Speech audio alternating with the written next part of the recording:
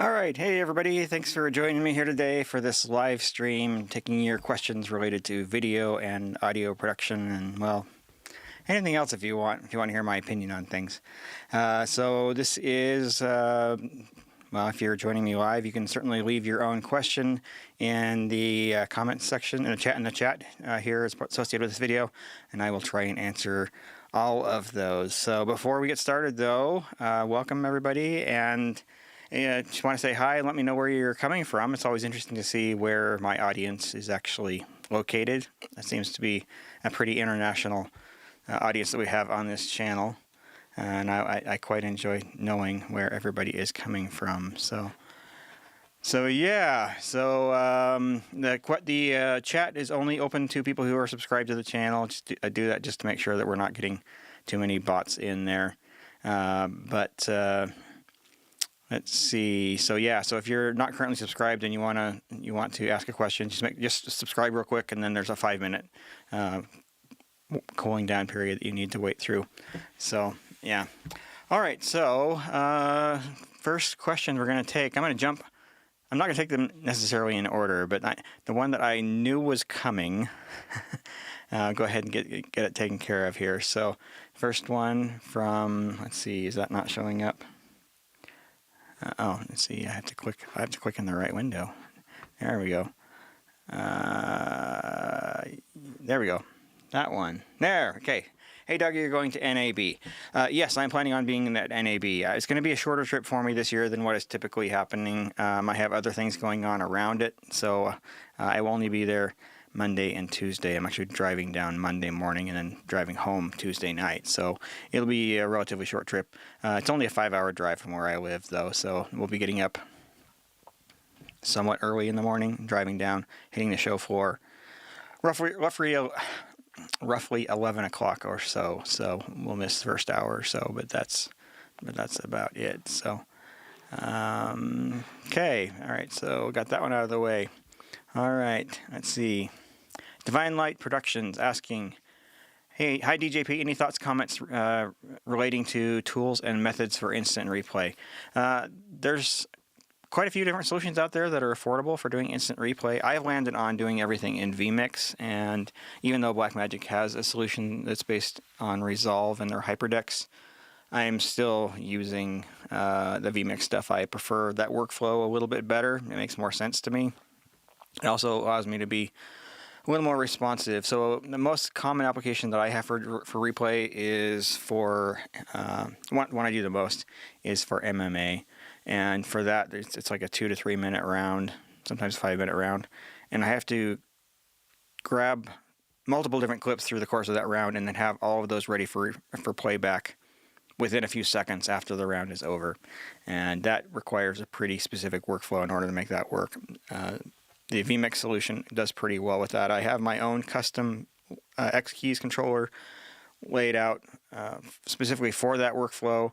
I've also added a T-bar to that. So I already have a video here on my channel about how I've got that all set up. I didn't show the T-bar. And the other thing I didn't show on that was that I have since added a DeckLink Quad 2 card, so I can do up to 8 video sources at a time. Don't do that very often, but I do it occasionally, and that works pretty well. So that's what I prefer. I know some people really do like the Resolve-based solution. The other one that's kind of affordable is going to be 3Play from what used to be NewTek, VizRT, but I have not heard great things about that. So yeah, so you got a couple different options out there. So the one, like I say though, the one that I use is vMix, and I don't do replay all the time. So I do their subscription model, and I just turn it on and off as needed. So $50 a month when I need it, and then nothing when I don't. So all right. So let's see what else we got here. So ClearLife commenting on the replay. They use Blackmagic design. That's the Resolve-based solution. I think they say it is fantastic. I've talked to a few other people who have used Resolve, and there are a couple of switchers that it has some issues with, like the ATEM SDI series apparently doesn't do timecode correctly, and that messes up the replay. Still hasn't been fixed, to the best of my knowledge, so something to be aware of. So, Alrighty. Okay, let's see what else we got here. Paul, this is my good friend Paul. Paul and I work together a lot, and I think he already knows the answer to this question, but he wanted to make it public. So how many Z150s or Z200s do you have? Wow, and planned to own? So last time I mentioned something on the channel, I had 3. I've since added 1 more, so I now have 4 of the Z200s, and I do really like them quite a lot. I would consider getting a 5th.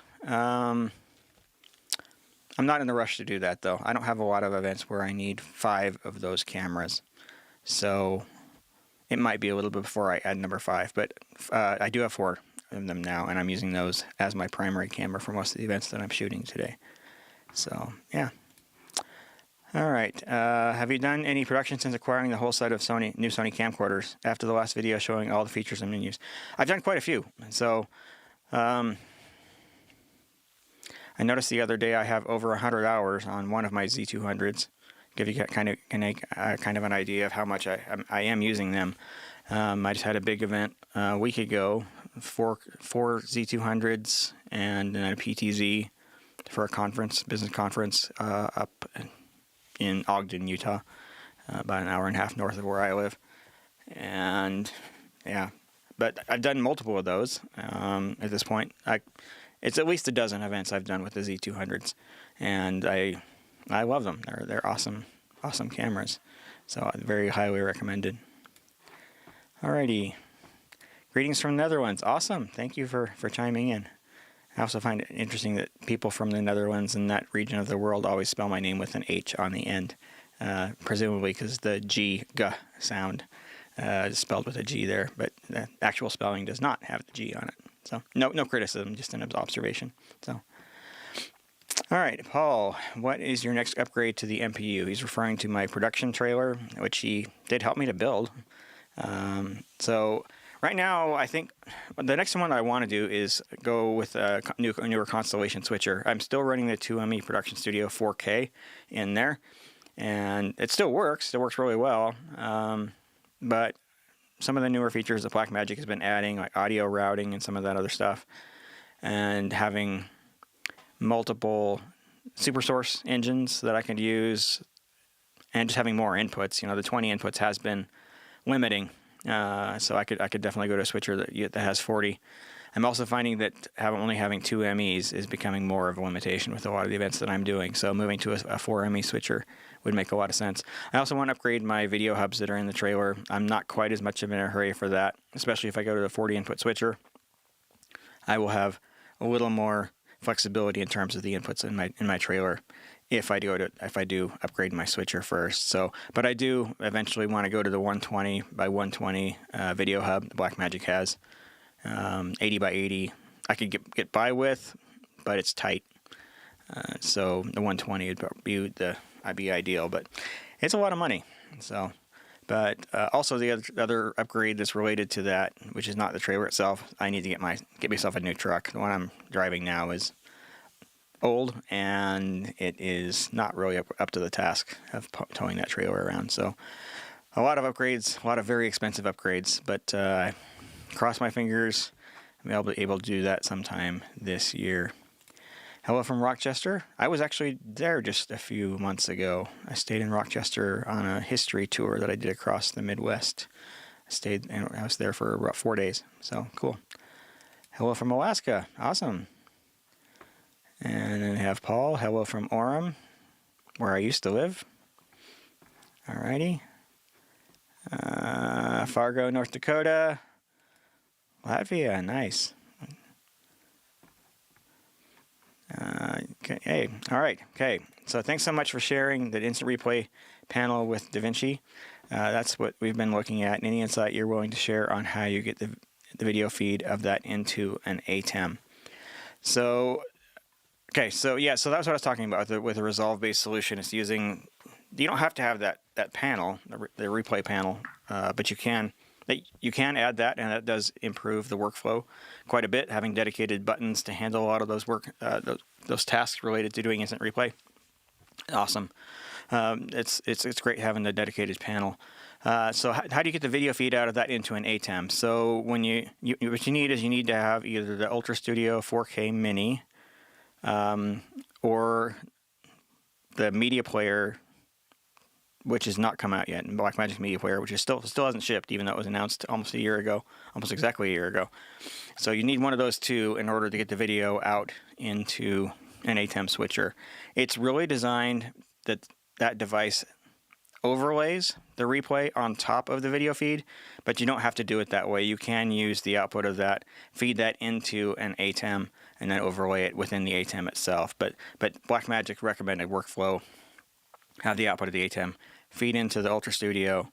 Ultra Studio does the overlay and then spits out the final video. So both work, so you need to have one of those two devices. The Ultra Studio HD does not work. It really has to be the Ultra Studio 4K Mini or the media player, which still has not quite shipped. Alrighty. Yeah, Clear Life saying the same thing. We use an Ultra Studio key and fill. That is on the Ultra Studio 4K Mini. Paul saying you won't be able to go NAB. Yes, that's unfortunate. Paul won't be able to be there. I already knew that. We'd already talked about it. So not new information there. We're going to be there. You're speaking on the stage Tuesday at Blackmagic at noon. Awesome. So I will make a point of stopping by there. I have my appointment to meet with Blackmagic's PR sometime Tuesday. I'll have to look up and see what time it is, but I'll be stopping by there frequently. I know a lot of the guys in the company now, so it's always nice to stop by and say hello and talk to them. So, yeah. Divine Light, again, vMix is nice too. Yep, so I like the vMix solution for replay. Hi, Doc. Are we due some new Blackmagic equipment at NAB? I have to be careful here. I do have a tiny bit of inside information on this, so, and I'm not allowed to speak about it. But I would not expect big announcements the same way we've had them in the past. I'll just kind of leave it at that. So, Decklink Quadlink 2, if you need it. Yes, that's the capture card that I use. It has 8 inputs. Well, 8 connections. Each one of which can either be an input or output. Yeah. All right. Are we looking forward to seeing at NAB? It's always good to see the companies that I know and work with. That's going to be awesome. Of course, Blackmagic. I always look forward to going to the Sony booth, see what they've got going on since I use their cameras. But I like seeing what other companies are doing too. Maybe some that I haven't even necessarily talked about here on this channel. My favorite thing about going to NAB is getting to interact with the more technical people who are there at the show, which you wouldn't normally have access to. It's only NAB, the only place that I've seen where you can have access to those people who are designing the products is actually at a show like that. Like normally, I mean, try and email support at one of these companies and they'll never let you get through to the guys who are designing the product. So I love going there and meeting them, talking to them about what's going on under the covers, get a better feel for how the products actually work, even though I usually have a pretty good idea. But establishing those relationships, letting them know who I am. A lot of them actually do recognize me. Every year, more and more people recognize me at NAB. So yeah, that's the thing I look forward to most. Just like being able to talk to the more technical people. So we're at a point now where a lot of companies don't necessarily feel the need to wait to NAB to announce new products. So we don't see the same number of announcements that we used to. So it's the show seems more about interacting with people for me these days than getting to interact with the gear. But it's still cool to be able to have that opportunity to see new stuff coming out too. All right, Z200 is getting a workout for sure. Yeah, so definitely, I am using them pretty heavily. And as I was setting up for this stream here today, I've got my Z90 here that I'm using in this little basement studio. And I almost kind of forgotten how some of the menu works because I haven't touched this family of cameras pretty much since I got my 200. So even though I use that series of cameras for 8 years, it's almost become foreign because I've gotten so used to the 200s at this point. Alrighty. Have you had any good AI success stories with helping you solve an issue. Random question, but I was excited to get help on some 3D graphic help the last night. It was actually a fun interaction. So I don't use AI as part of my video production stuff that much. I do it with software, my software development all the time, and it's been a fantastic help. You know, I do probably 25 conversations with ChatGPT every day, just because it can do some of the research that might take me a little while to do a lot faster. My memory isn't quite as good as it used to be when I was younger, and I can't necessarily always remember everything that I want to, and ChatGPT makes that really easy to handle that. I also use GitHub Copilot in my Visual Studio development environment, and it helps a great degree with doing boilerplate code for me.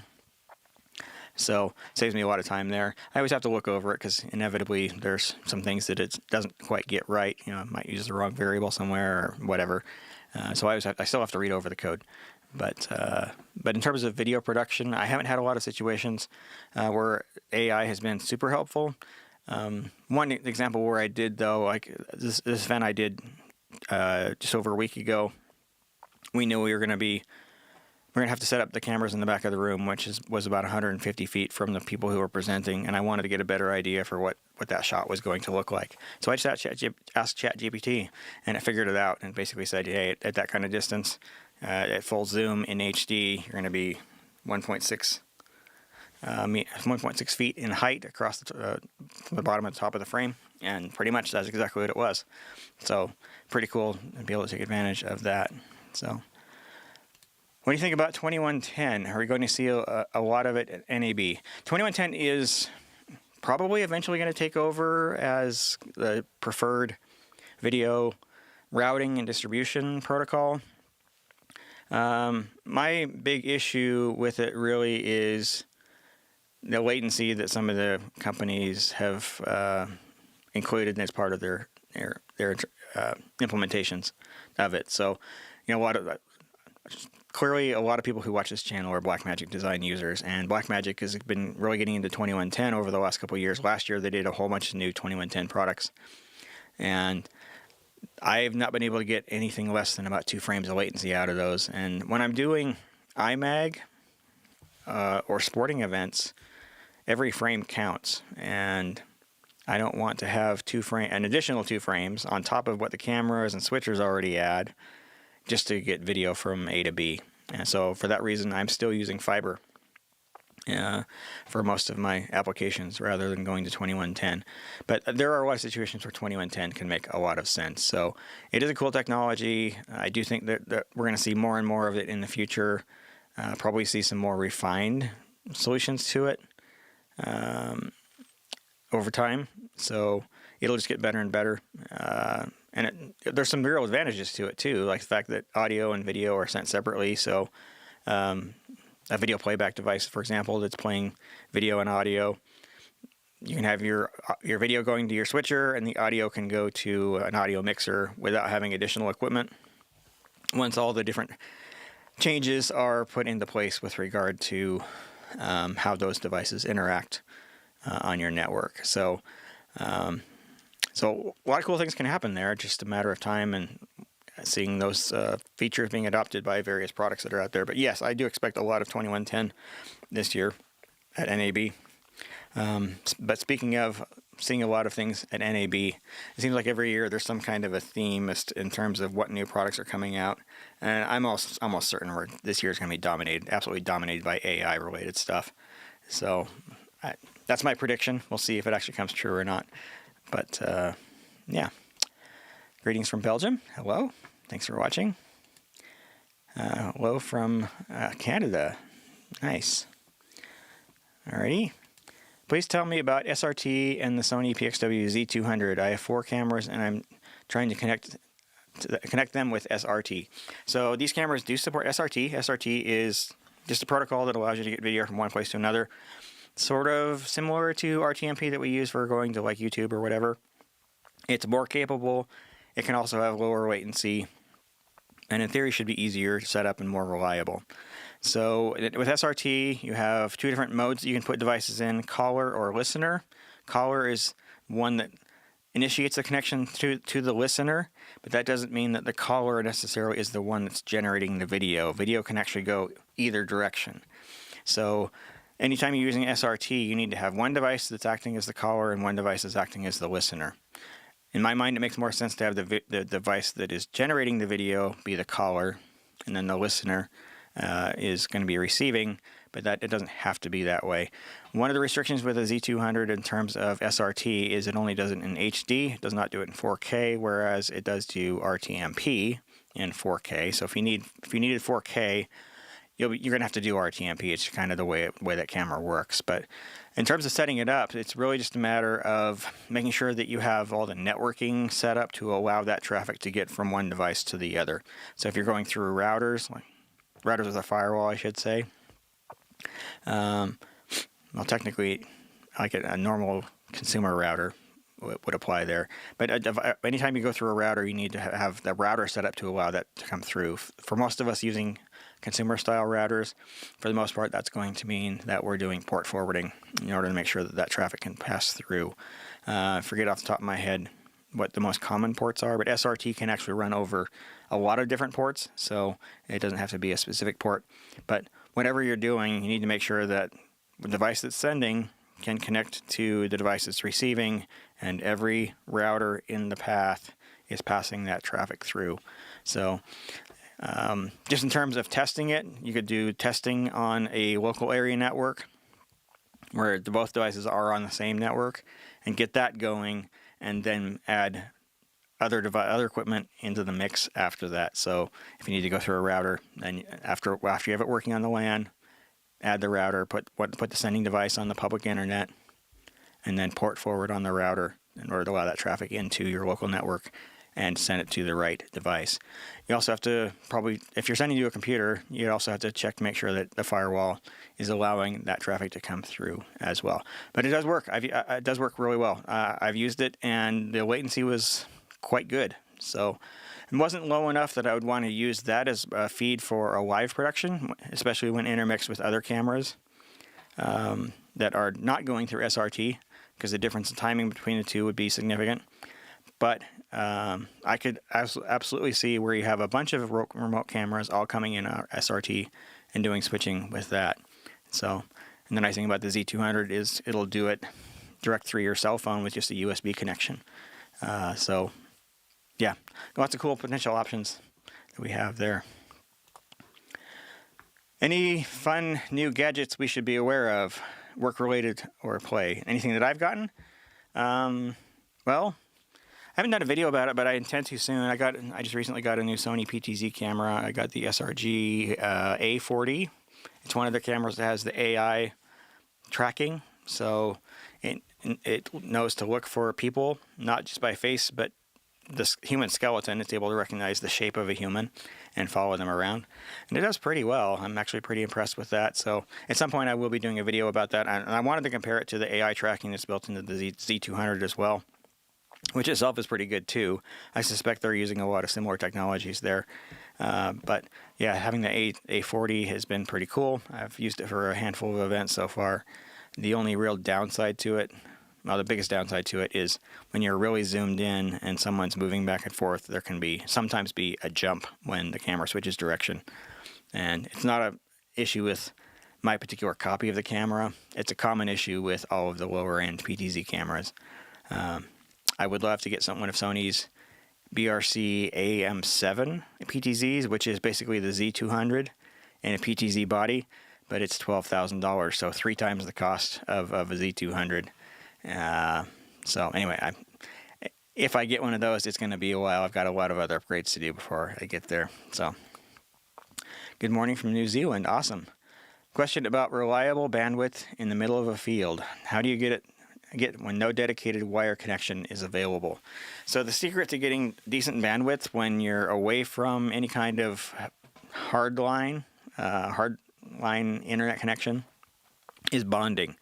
So you're going to want to invest in some sort of bonding solution, primarily for your live stream if you're sending out video. So that basically means you have multiple internet connections as fast as you can get. So if you can get 5G, great. If not, LTE. and you bond multiple of them together to give you combined bandwidth across multiple of them. If you wanted to add something like Starlink into the mix to add some satellite bandwidth, you can, but that in and of itself, the Starlink implementation and any that are coming that are like that, like the one Amazon is working on, the bandwidth is just too inconsistent in order to use them as your primary source for doing internet connections. There are fixed satellite. When I say fixed, I mean satellites that are in geostationary orbit. There are systems out there that will allow you to stream that way, but you get into quite a lot of money. You probably wouldn't want to invest in the gear yourself. You probably want to hire another company to do that for you. But again, it's not cheap. And even then, you're going to be bandwidth limited. You're probably not going to want to stream at super high quality just because of the cost.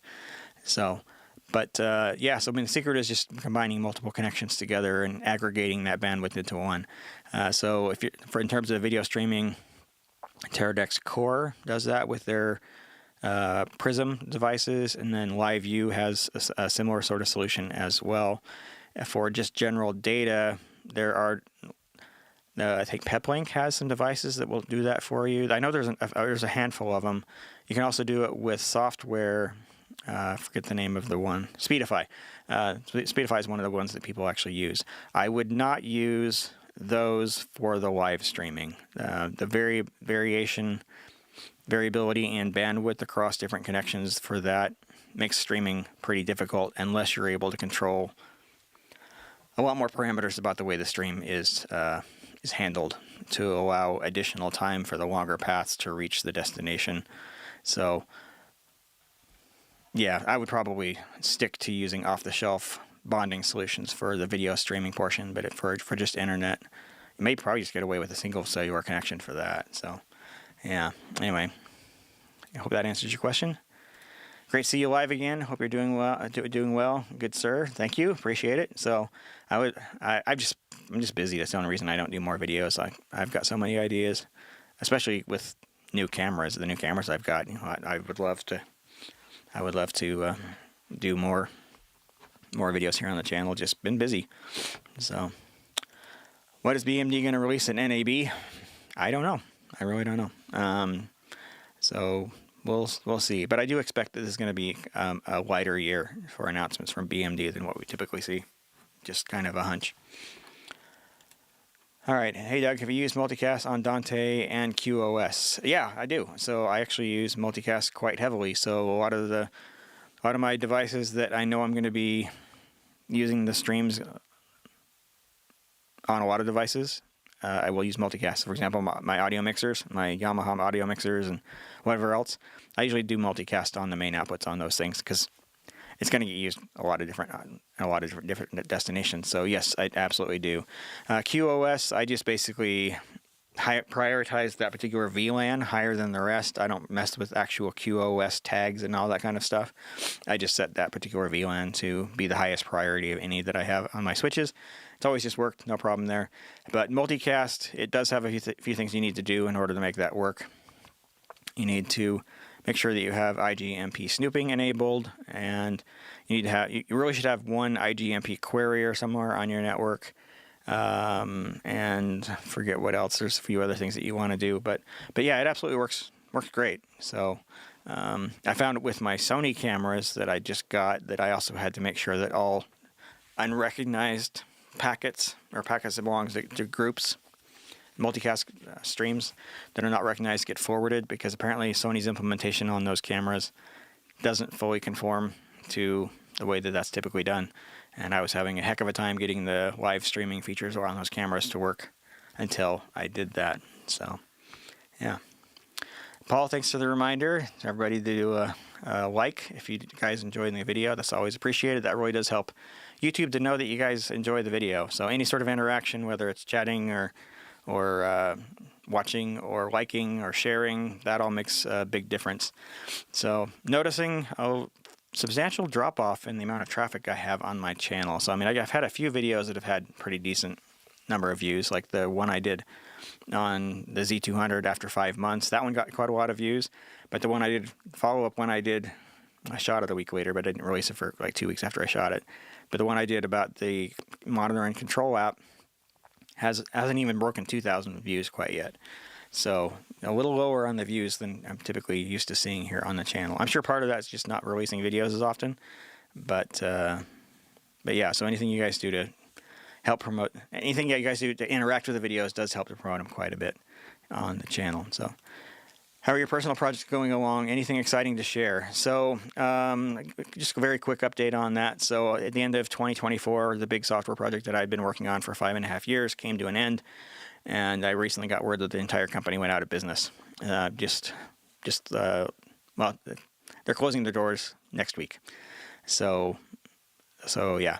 But that said, I've had quite a few more video jobs and much bigger video jobs coming along this year. So that's filled in some of that lack. And in addition to that, I've had a couple other small software projects pop up. And then the other big project that I've been working on since 2016, a point of sale system for a jewelry store, they have taken advantage of the fact that I have more time available in my hands. And so that's really been filled in. So far 2025 has been extremely busy. And if things keep going at the rate that they are, I'll have my best year yet. So fingers crossed. I would still absolutely love to spend a lot more time on Crew Access and then really market that thing and get it out there. I think it's got the potential to be an amazing tool for a lot of people who work in the video industry, and it's essentially 95% done. You know, it needs to be freshened up a little bit. It needs a little bit of a fresh coat of paint. Most of the functionality that anybody might need is already there, so it would be a fairly minor deal to try and make that even more commercial ready than what it is now. I just need to find somebody to help me market it, get the word out, and turn that into. I would love to have that be my primary source of income. That would free up so much of my time to do more of this video-related stuff and other things that I enjoy doing. So, alrighty. Was enjoying your opening thumbnail. Any more build-out completion of the DJP Basement Studios project?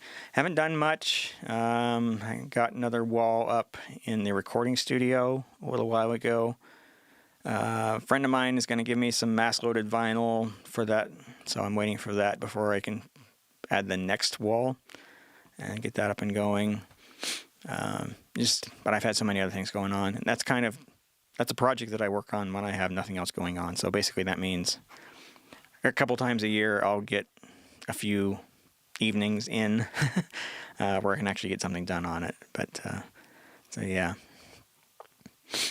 Okay. Looking for affordable 32 or 42 inch TV or monitor that works well for a Blackmagic ATEM multi-view. Ideally, it should have good image quality, low latency, and reliable HDMI input compatibility. So I would take a look at the Asus ProArt monitors. They are amazing. They're great. The other ones that I really like are the LG. What do they call that? Is that ultra sharp? Or that's Dell's term. Ultrafine. Yeah, look at the LG Ultrafine monitors. 27, 32 inch. If you go to 42, you're more or less going to be looking at a TV. That has some downsides. A lot of TVs don't have great viewing angles. They tend to have a high latency, not necessarily good black levels until you get into OLEDs at the higher end. A lot of them have overscan that can be difficult to turn off, and when it's on, that means you're not looking pixel for pixel at what the incoming video is, so get some scaling artifacts on that. I would avoid TVs if you can. I would stick more to computer monitors, particularly ones that are designed specifically for video professionals. So that's why I recommend the Asus ProArt monitors, because that's what they were designed for, and they do a great job. Even their low-end ones will take a 4K signal, even though they don't technically have a 4K panel. But yeah, so I like them quite a lot. The ones I've used, those would be my choice. I used to be a Dell guy. Not anymore. I've had too many problems with Dell monitors, but the overscan for interlace can't be disabled, unfortunately, and still have to deal with interlace here and there. So I have stopped buying Dell monitors. These days, it's all ProArt and LG. Do you have any recommendations that balance affordability and performance? So again, yeah, that's going to be the Asus ProArt and then LG Ultrafine. We use SRT for both sending and receiving many external feeds. We typically have the gear on our facility end as listener as we control the firewall. Yeah, but you can go either way. So just you can have the device that's receiving the video be the caller if need be. But yeah, SRT supports either one. So the gear that goes out, encoders, decoders, we typically set as callers so they can call home to establish the connections when deployed.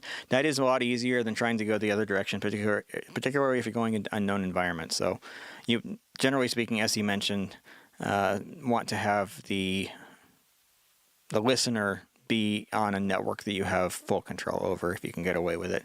And that's whether you're sending or receiving video either way. So, but conceptually, it's probably easier to understand the situation where the caller sends video rather than the listener. So, yeah. Okay. Is it feasible to set up some kind of bonding without using any provider like LiveView? I wouldn't. You need some pretty significant infrastructure in order to make that happen. And as far as I know, I haven't seen any that are really fit to do that. So just build the cost of doing that into what you're billing what you're charging your clients if you happen to be working with somebody else. So they're not that expensive. So I think LiveView is $45 a month. It's not nothing, but it's kind of in the same range as what you pay for a cell phone. So yeah. I very much live stream, and New Zealand doesn't get all the greatest toys, so Prism is out, and LiveTech, okay, seem to have silly ongoing costs. There are other bonding devices you recommend. So, not knowing the New Zealand market, I don't know if I can make a recommendation, but going with a commercial solution is going to be better than trying to roll your own. So, yeah. Normally, weddings, so one shot. Yeah, weddings, you only get one shot at doing it right. So no do-overs there. But that's kind of true of most live events. So, yeah. Hi, Doug. Instead of using individual bidirectional converters for HDMI SDI, is there one unit which will take multiple HDMI ins and allow me to go out with SDI? I'm not aware of anything just yet.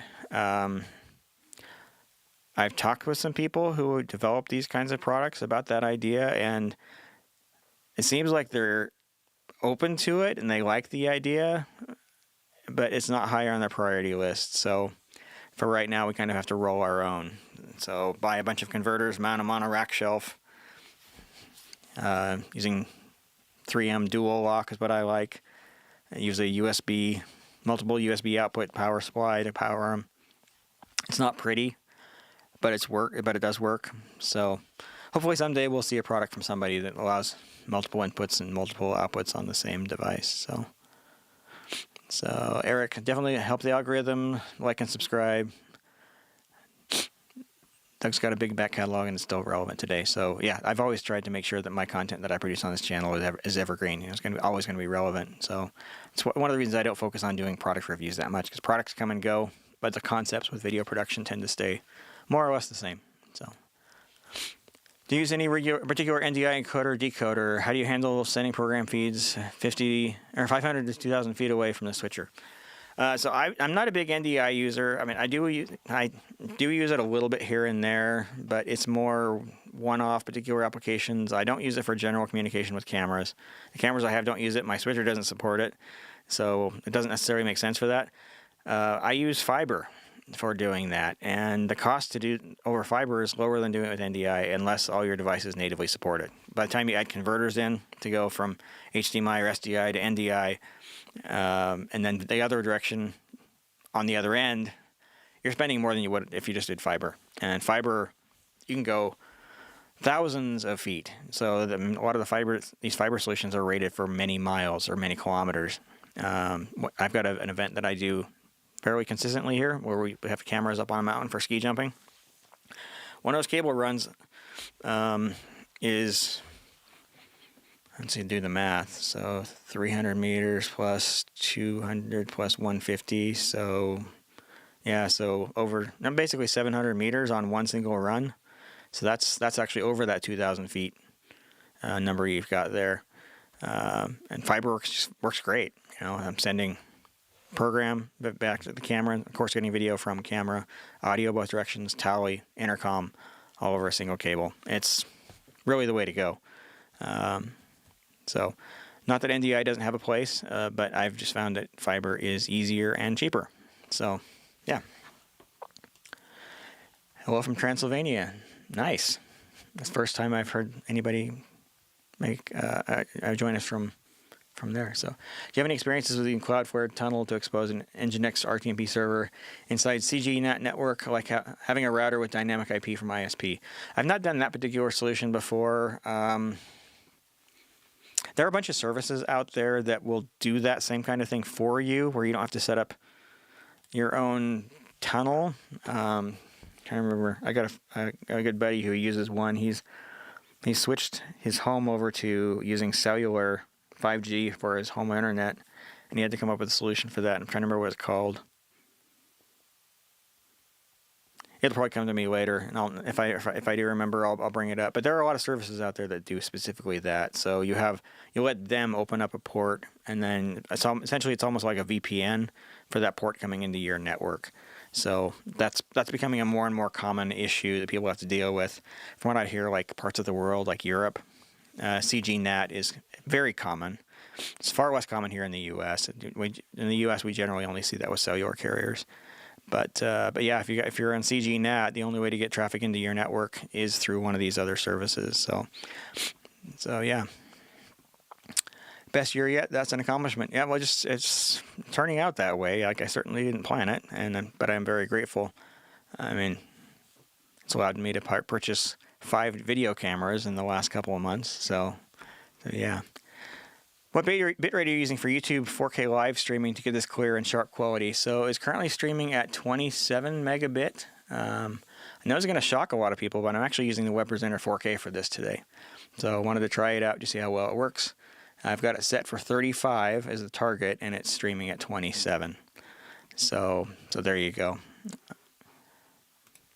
I bought the 24-inch Asus ProArt with Doug's recommendation for a new Mac Mini. It's the best color LCD I've had, and way cheaper than an Apple brand display. Yeah, the ProArt I think are kind of a well-kept secret, and they're fantastic monitors, and they're quite affordable.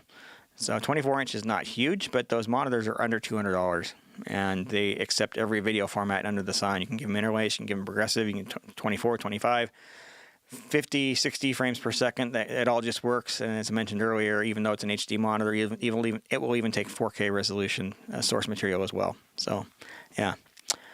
Okay, I bought a Data Video PTC 140 PTZ camera. It has RS422 input, and was wondering if I can use an aftermarket controller to control it with.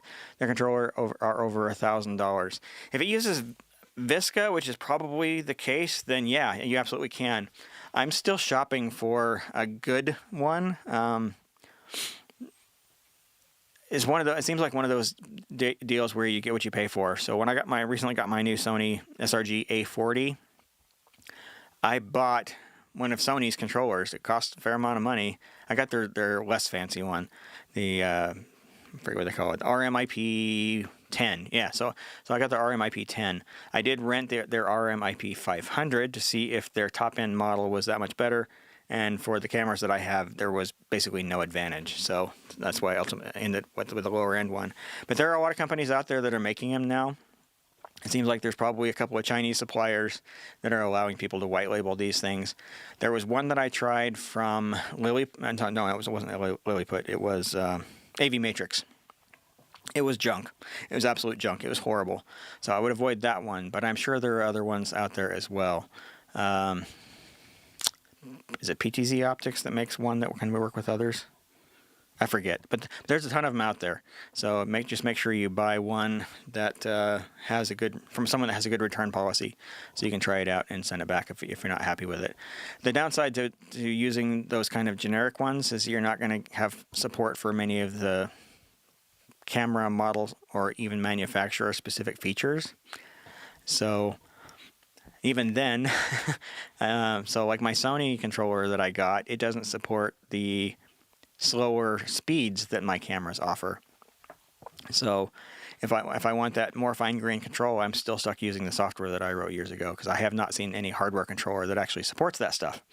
So anyway, but yes, it most likely it does use Visca, and there are a bunch of different Visca controllers out there. You can even do it from some of the ATEMs. Some of the ATEMs actually have a serial output, and properly configured, you could control that from one of Blackmagic's advanced control panels that has one of the models that has a joystick on it. I did actually do that at this last event. I configured my setup to allow me to control my PTZ from my advanced controller. It's not the best, but it's nice in a pinch. So, yeah. All right, how do you manage your personal video archive? Do you use LTO tapes for it or normal 3.5-inch drives? I just use 3.5-inch hard drives. So, if you're going to do that, you have to be kind of disciplined. You have to take the time about once a year to spin the things up. Otherwise, eventually they get stuck. They'll freeze up. Stiction is what they call it. And they will get to a point where they just won't power on. So about once a year, I plug them in, each one in, let it spin up, make sure I can still read the data, and then put it back in storage. So we're fortunate to have a climate here that's fairly well conducive to storing stuff without having to have any particular climate controlled storage. So yeah, I've just done that, and it's not that often I have to pull things out of archive. For the most part, once I've shot an event, I don't really hear from customers needing anything associated with that after about 30 days. It has happened, but it's not frequent. And after I've kind of had an idea for which customers are likely to do that, I can make more of an effort to make sure that I have multiple copies of their stuff. So cloud storage is another option, but that gets expensive real quick. Hard drives are one of the best ways to go, in my opinion. And save some money. You can get some of these refurbished drives that are out there, basically old enterprise drives that were used in a data center that have been retired. They actually can still have quite a lot of life left in them. And if you're doing archive, you're not going to be running the thing all the time anyway. So I've actually had pretty good luck with those drives. I do run a full surface test when I get them using the DJ Drive Tool software that I have available for free. You guys can get through my website. I do a full surface test beginning to end. Write random data, read it back, make sure it comes back exactly the way it was written, and then do a smart test to make sure that the drive's not generating errors internally. So anyway, so yeah, there's that. LTO tapes are another option, but that gets pretty expensive really fast. The drives are pretty expensive. Some of the higher capacity ones, $5,000 plus. Excuse me, just to get the drive. The tapes are not too expensive, but they also are not something you can just go pick up your local Best Buy or whatever. So yeah, LTO is designed for longer term storage. It's a more ideal solution, but 3.5-inch hard drives can be made to work if you're disciplined enough to run them periodically to make sure they don't freeze up on you. It's not pretty, but it does work. Nice. Okay, I just got the NX800 after watching your video. Thank you. It's helped me capture planes so much better on my military aviation channel. That's awesome. I'm glad that's working out for you. So the NX800, great camera. So if I didn't need the SDI output, I would probably be buying those instead of the Z200s, because otherwise some of the handful of advantages that the 200 has over the NX800 may not be worth the extra $600. So yeah. What do you think of the Elgato Studio? Is it the kind of interface that will fit with your current system? It looks cool. I haven't played with the software that they came out with specifically for that. The name of it slips my mind at the moment.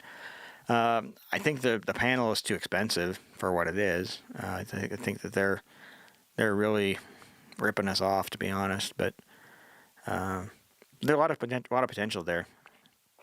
So from what I gather, software is at least loosely based on Companion, which does make me a little bit nervous. Companion, there's a question coming up here about Companion in a minute. Companion tends to be written by a lot of developers who are inexperienced and or don't know how to write secure, reliable code. So it's always a bit of a gamble there when you're getting developers who don't prioritize that in a system where that you need to be rock solid. So, yeah. But speaking of, I got this question here. You should revisit BitFocus Companion. I do use Companion all the time, but it still gives me grief. You know, a lot of the stuff I'm doing here in my basement studio, I do with Companion, and I do have Companion running in my trailer, and I do use it with my portable FlyPack based system. But I still see crashes, so I'm still very much leery about connecting it to my ATEMs when I'm working for a paying client. The guys who are writing this and the modules that it uses underneath the scenes are not using Blackmagic's SDK. They've reverse engineered the protocol, and that makes me nervous. So I am very cautious about that, and I do sometimes use it with ATEMs, but only on jobs where if the switcher blows up on me, it's not going to be the end of the world. I'm not going to be having to refund a customer or whatever because something has gone wrong because of that. So it indeed makes me nervous. I really wish somebody would do a module that uses the official Blackmagic SDK. In that case, you've got a much higher likelihood that it's going to be stable. But on top of it, though, I mean, I have not been able to get Companion to run stably for 24 hours without crashing, or at least acting really weird when I come back to it. So I've gotten into the practice of shutting it down when I'm done with an event, and then done with the event for a day, and then rebooting it in the morning because it still crashes consistently, and yeah, it is better than it was, but still not what I would call production ready, if I'm being honest. All right, hello all. Thanks for commenting. Thanks for being here. Video looks and sounds great. Thank you.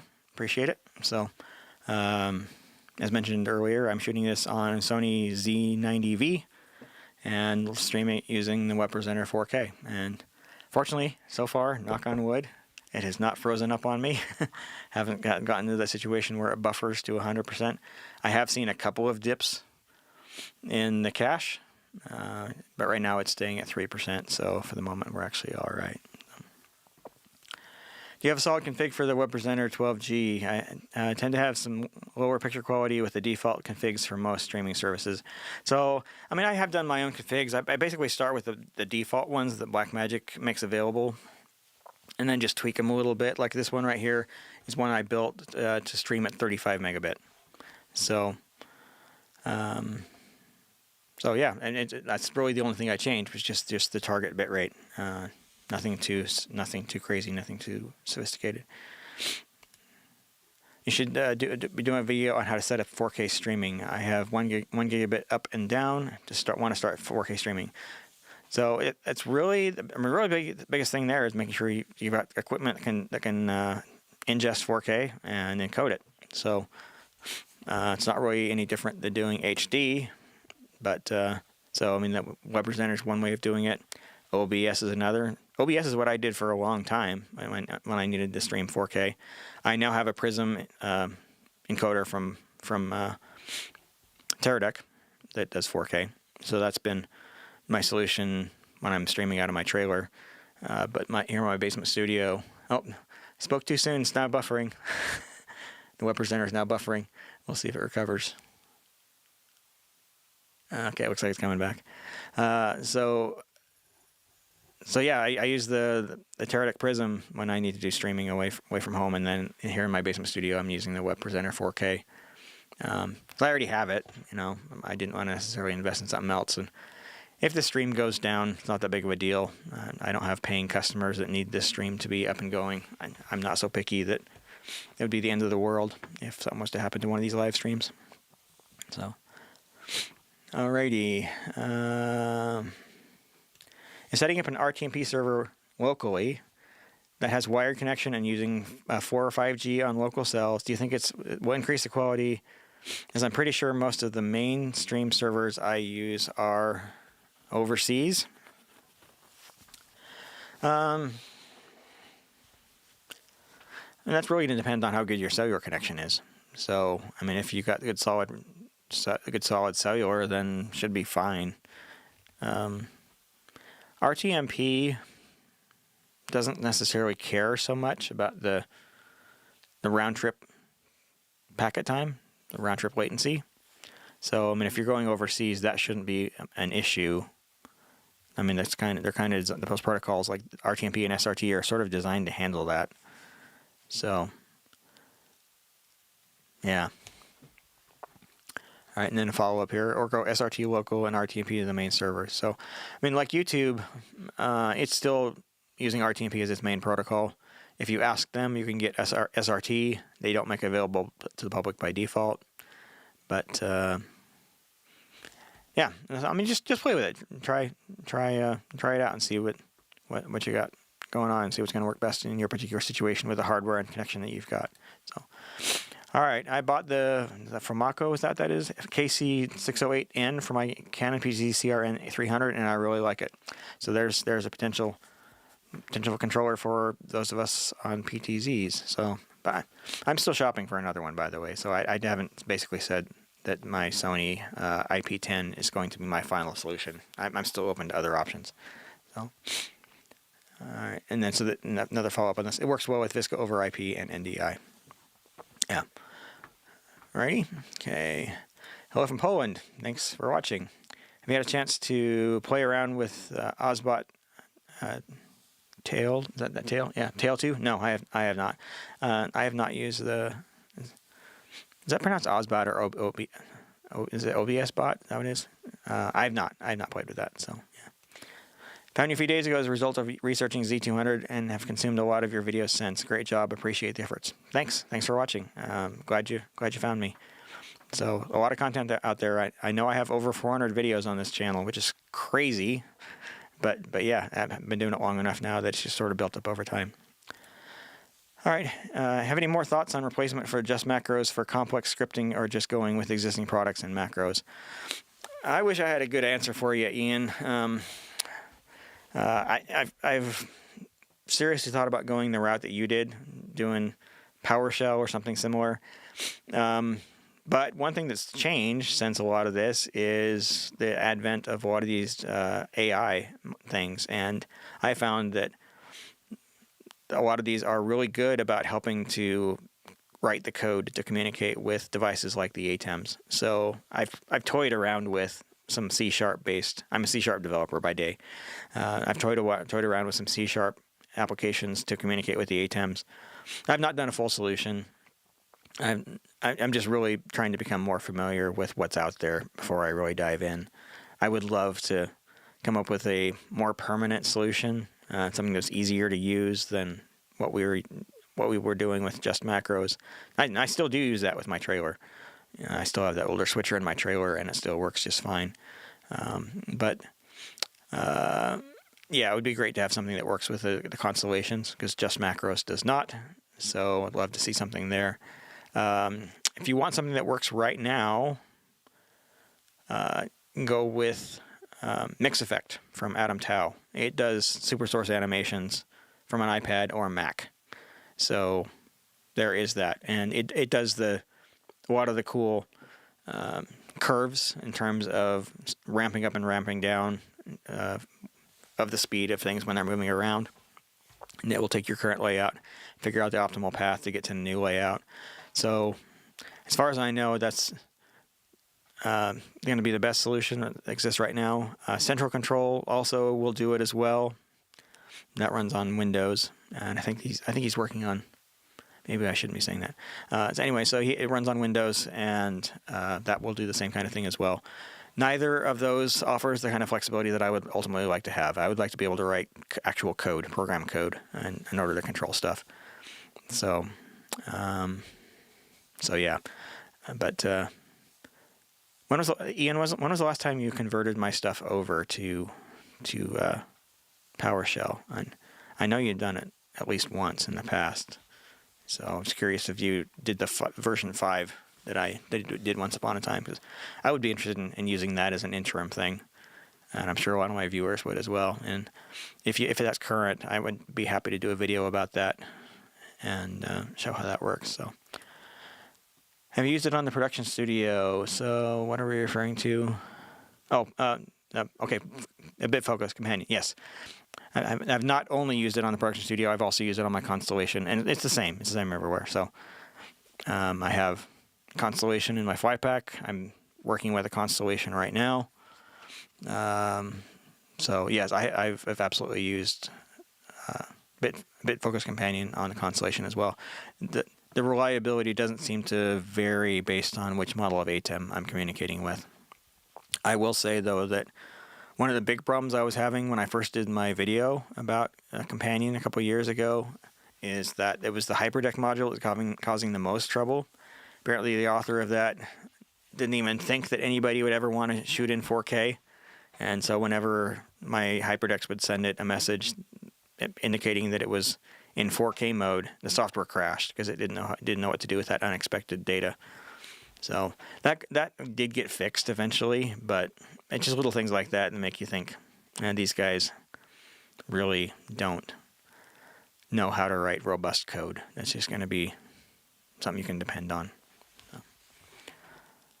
All right. Are you streaming RTMP or SRT to YouTube? I'm looking forward to when SRT is open to everyone to avoid and be more forgiving of network reliabilities. I've never applied to get into the SRT program, so I'm just using RTMP right now. So I probably should, but I don't stream to my channel when I'm working for my customers. So having it on there would only really benefit these sorts of videos like this. So I wouldn't get a lot of use. Yeah. Okay. Glad to know the glitch wasn't just me. I've had some slightly unstable internet today. So yeah, I mean, oh, here we go. We got another one. It's buffering to 12% now. Seems to be recovering though. So I know it's not my internet connection. My internet connection is absolutely rock solid. Yeah. And there is no greater fear in mankind than watching a web presenter buffer. when you're working for a paying client, that is true. You see it coming. Once it starts, you're like, oh no, it's gonna crash. It's gonna go down. So nice, yeah. Thoughts on AV switchers like Barco and analog wave versus production switchers like the kind you typically use on your channel. So I assume you mean like what they call a routing switcher, what Blackmagic calls a video hub. Extremely handy devices for getting moving signals around without having to unplug and replug or use distribution amplifiers. I prefer to use them whenever I can, and for any setup that I'm working with that's more than a couple of cameras, I try to make sure that I always include routing switchers as part of the whole setup. But that said, with some of the changes that Blackmagic has made in their ATEM software the last little while, if you don't care about videos going through their scaler frame rate converter, the newer ones can actually be used to do some limited amount of video routing. So you'll be able to take this input and then send it to another output.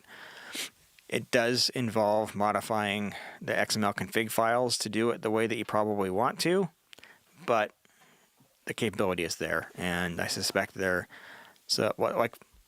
Effect in particular, it allows you to do that kind of audio routing in their software, so you don't have to go through the whole trouble of downloading a macro file, modifying it, and then re-uploading it. So if you want to do random audio routing inside of a Constellation, you can use that to do that.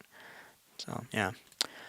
Needing to rig a small warehouse being used for sports training with a number of cameras. What are your thoughts on reliability of fiber-based HDMI cables as SDI versus SDI? Distance is potentially around 30 meters away, 30 meters max.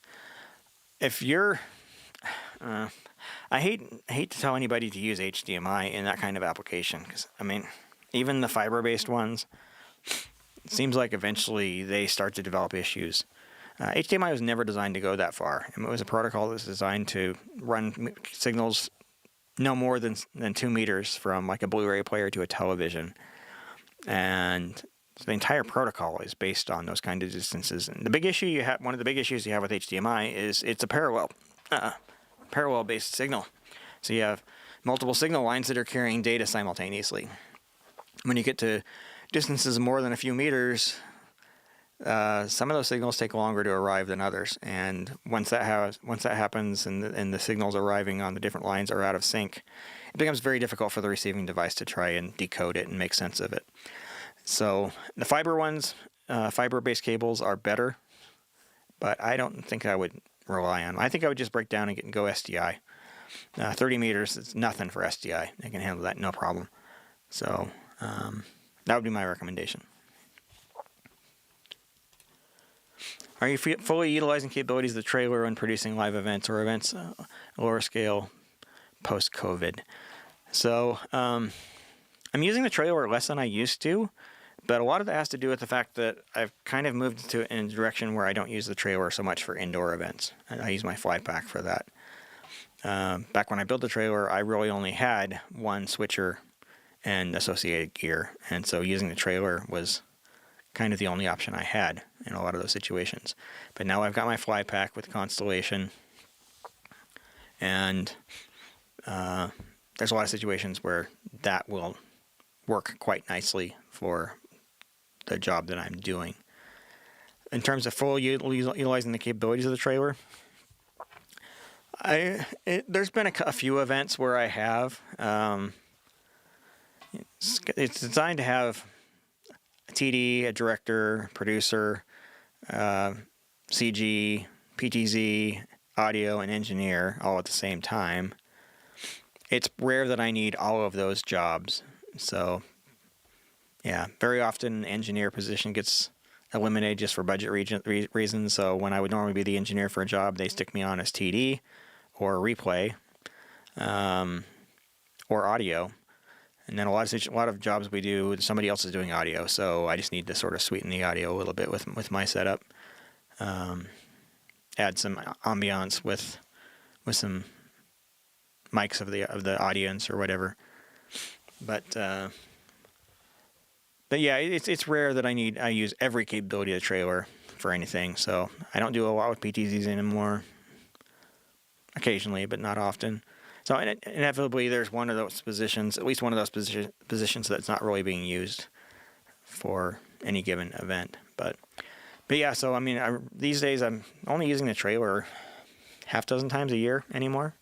So the fly pack handles most of the rest of them without many issues. That said, though, I'm running into a lot of the same limitations. Like my fly pack has the 2ME Constellation HD, and 2MEs is not enough for some of the events that I do, and only having 20 inputs has been a very serious problem on some of the events that I do, and only having 12 outputs has been a serious problem for a lot of the events that I do.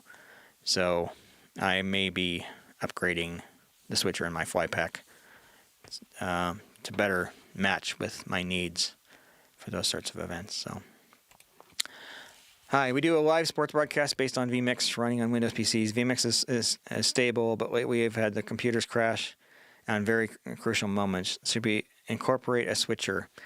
I'm always a fan of going hardware switchers when you can. They are more stable, they have lower latency, they tend to cost less per input, and they scale better. So getting a PC to handle more than 6-8 inputs gets difficult. And switcher, no problem. You know, you pick up a Constellation, the 4ME Constellation, you get 40 inputs, 24 outputs, and it handles all that no sweat. You know, you're not even challenging the thing at that point. So I mean, if you need the most reliability, I would seriously consider investing in a hardware switcher. Of course, most people watch this channel like the ATEMs, but they're certainly not the only game in town.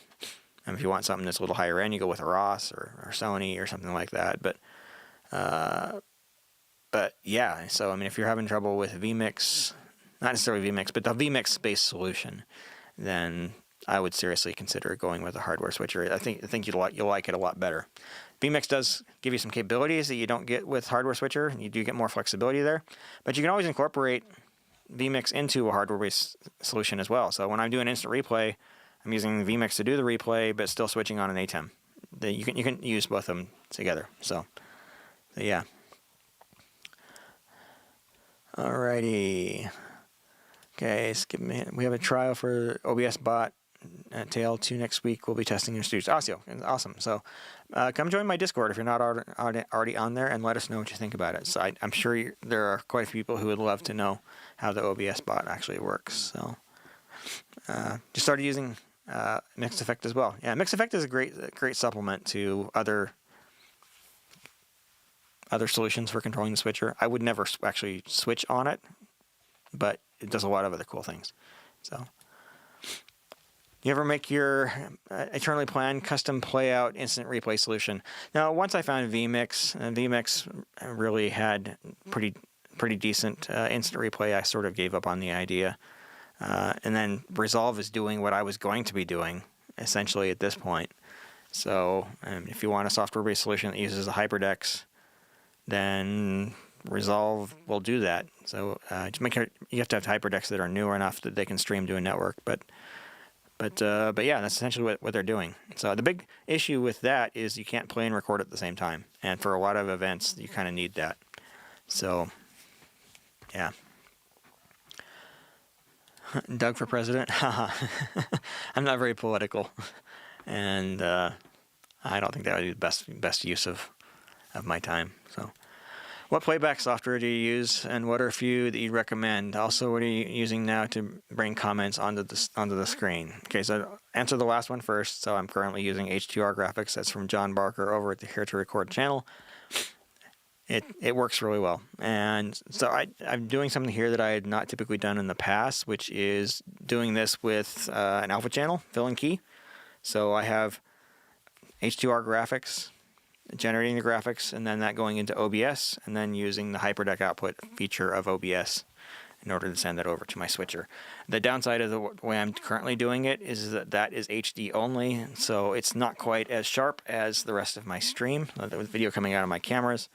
But that's mainly because I gave it some pretty old hardware in order to make this work. So typically when I do this, I'm using an old MacBook Pro from 2012, the first Retina model, and then one of Blackmagic's original Ultra Studio 4K, the full rack mount.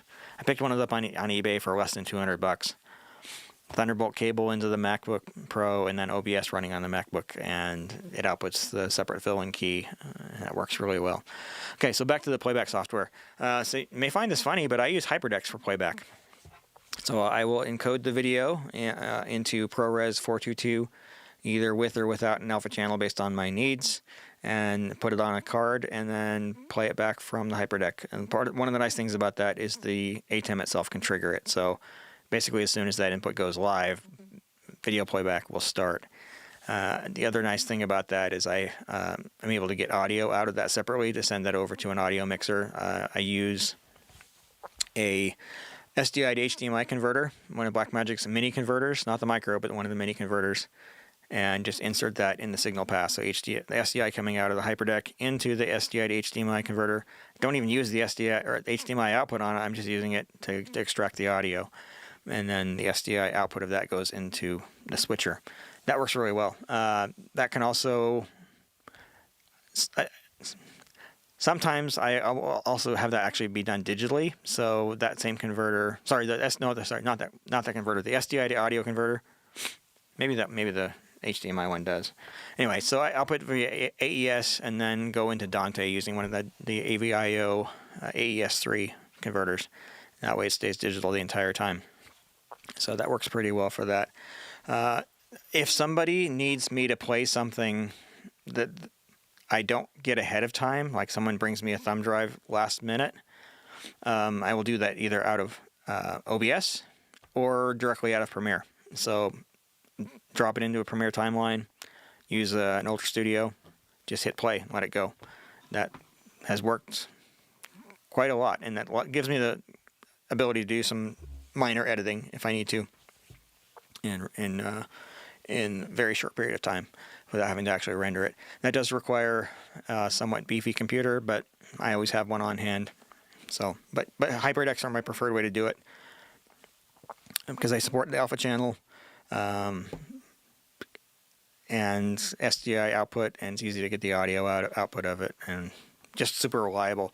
I trust hardware more than software for that kind of thing.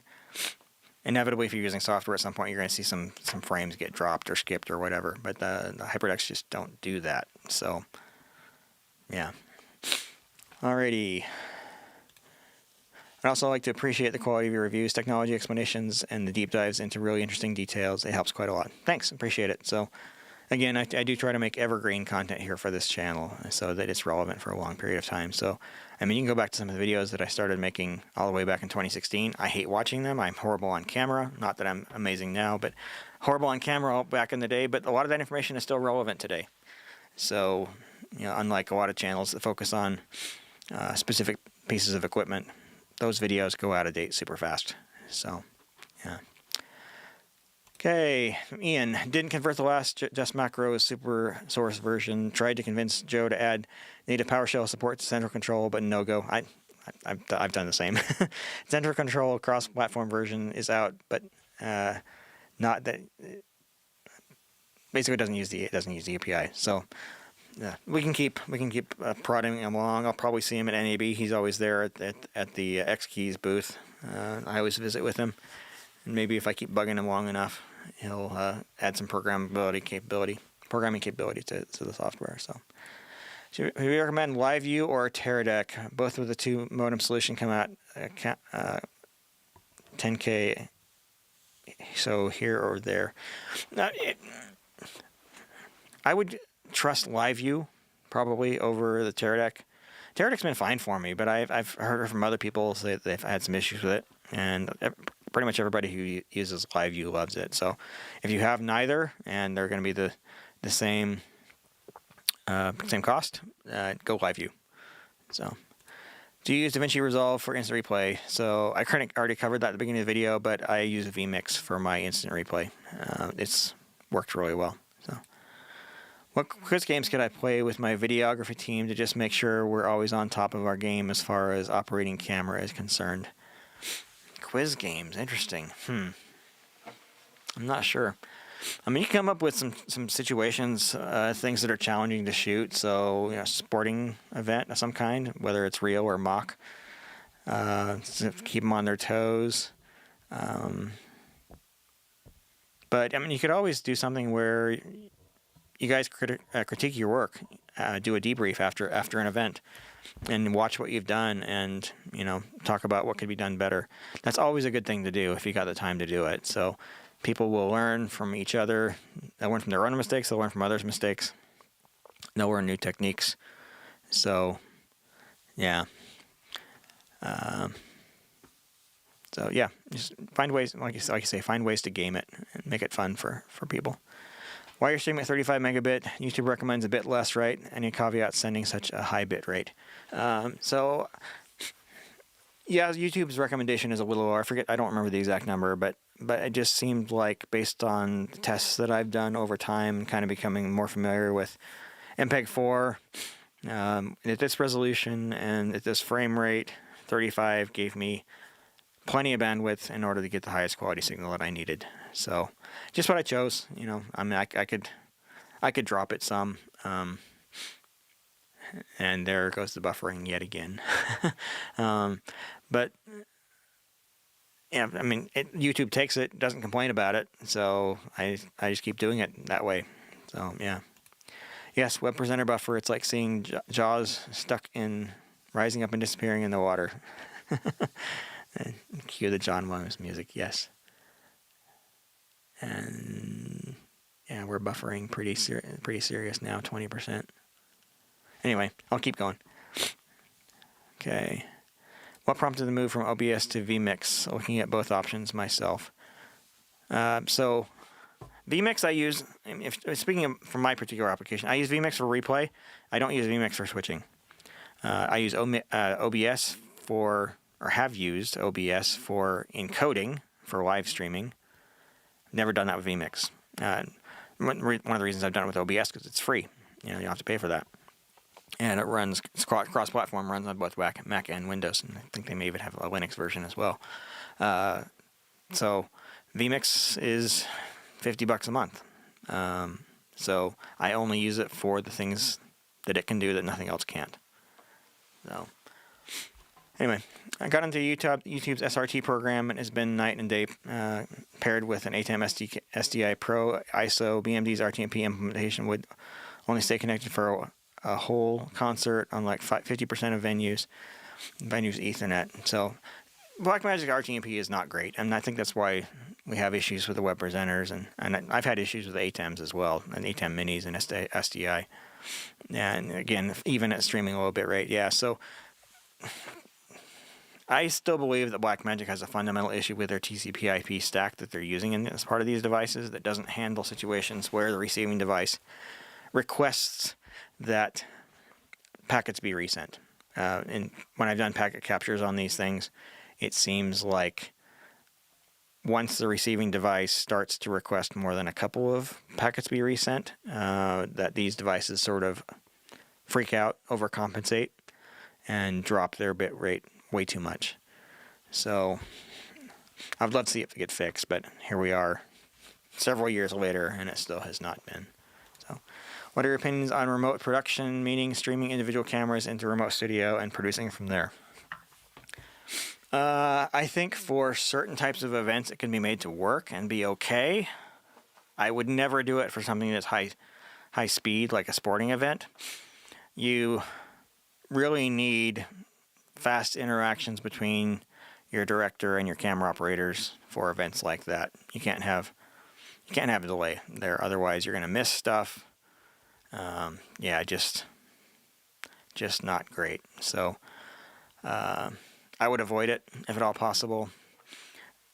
I would, if I was in a situation where I had to do that, I would probably try and put the switcher on location and then just do remote control of it. That way you're only sending the multi-view or a handful of video sources back to where your production team is actually located. But trying to send a whole bunch of cameras over the internet to a remote facility, have them stay in sync and not drop any frames, that's going to be a challenge in a lot of different venues. They just don't have the quality of internet connection that's needed for that. If you're on dedicated lines, that's something else entirely, but even then there's still going to be latency, and it's going to be enough that you're going to notice it. So I would very much prefer to see the equipment on site and then just remotely controlled, if that could be done, rather than trying to send everything to a remote location. So that's just my opinion. So you still use Hollyland Mars T1000 intercom. How is your experience with long-term use, especially internal battery replacement? So I don't use the T1000 a lot. I still use it from time to time on smaller gigs. If I'm using a wireless intercom right now, I'm using the Hollyland SolidComm M1 system. It's better overall.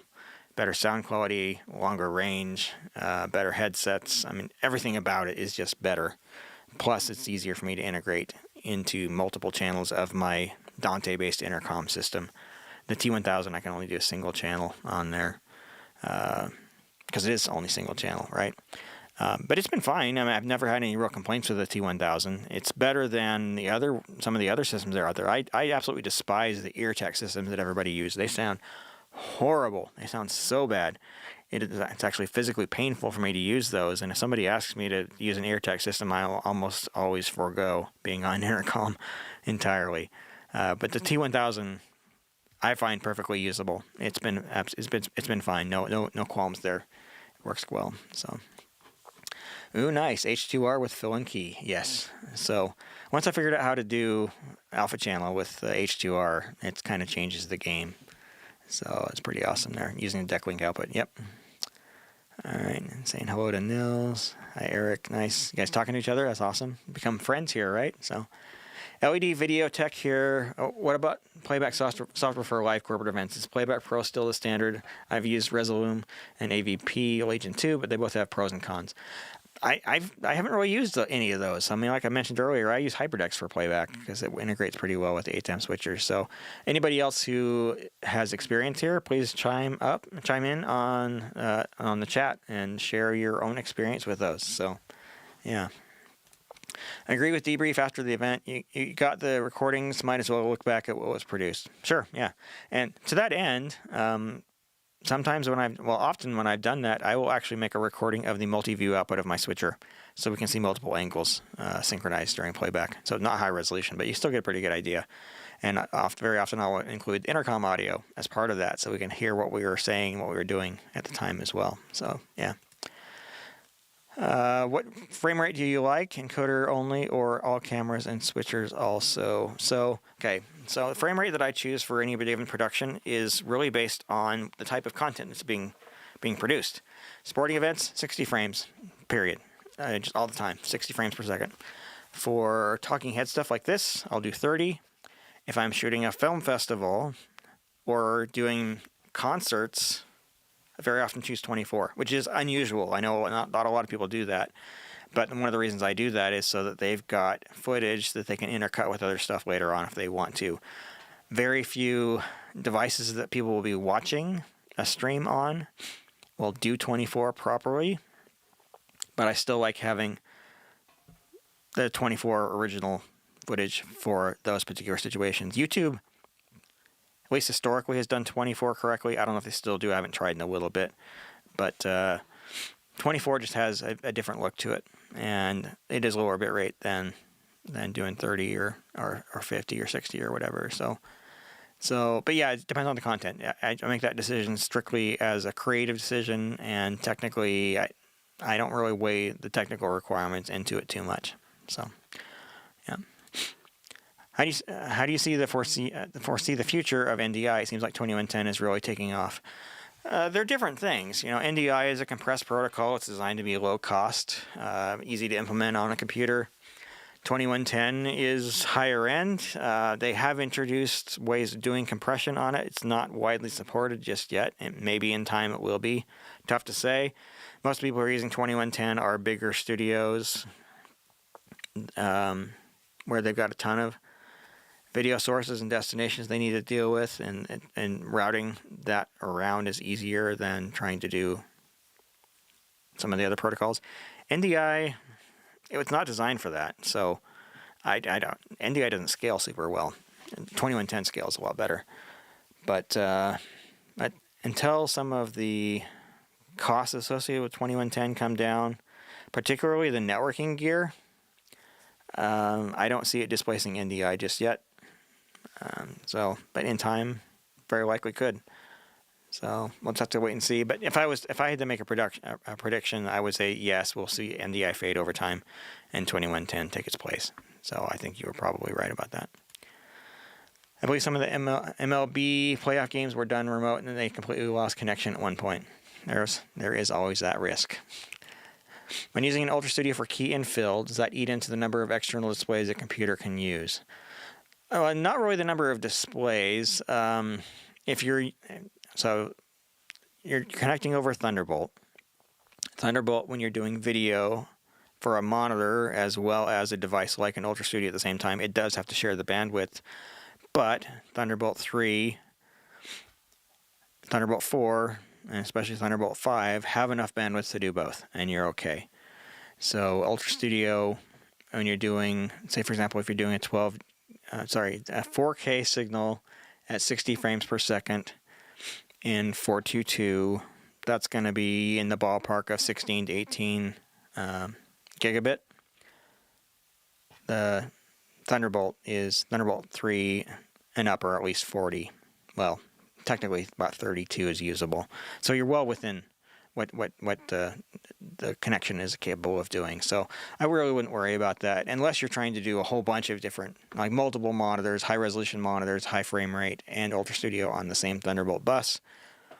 If you're in a situation like that, I'd move the Ultra Studio over onto a separate bus. So I like the on the air video by Softron, works great on a Mac, and we send the signal to Ultra Studio. It also ties into the ATEM, so I can fire the video from the switcher. Great, awesome.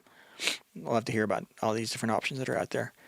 Remote productions, I pretty much completely agree, but I see TVs moving to this produce remotely trend more and more to cut on costs.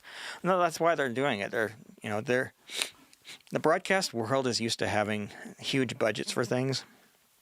In this day and age, when broadcast is not quite as relevant as it used to be, with so many people moving to streaming, they're cutting budgets, and that means across the board, especially on personnel. And since they're not used to working on these lower budgets, they're maybe not be used to making the right decisions in order to have the highest quality content produced for a lower amount of money. So, yeah. Resolution for video playback. Once blew up in my face where the audio output on a decklink card was nearly a second ahead of the video. I tried to delay the video. You say that, but that's one of the plugins I actually want to produce one of these days in software for decklink, video delay. A lot of rental houses still have a ton of keys for Playback Pro. I've seen a few move over to MIDI for the last few years. Cool. Remote production is the present for low to medium cost sporting events. High-vision Makitos have sub 400 millisecond latency on the public internet. 400 milliseconds is an eternity when you're doing sports productions, though. So, I mean, if you're half a second delayed reacting to something, that's not gonna be a big deal. So, I mean, the biggest issue there. I mean, if all your cameras coming in remotely are synced up, that's one thing. But when you need to communicate with your camera operators to give them instructions on what to get next, and you've got a latency there, that's where you get into problems. So you get into situations where you need the camera operator to give you something, and by the time they hear you, it's already too late. So 400 milliseconds is really high latency. I don't know if I could produce something with that kind of latency and not have it not come out well. So anyway, let's see what time we're getting to be. 2:30. So I've been going an hour and a half, and I'm not actually caught up. So guys, get your questions in. So I would like to end this by the top of the hour. So give it another half hour or so. And I'm gonna give myself a bit of a water break here for a minute. So I've been going nonstop for all that time. What else do you guys want to know?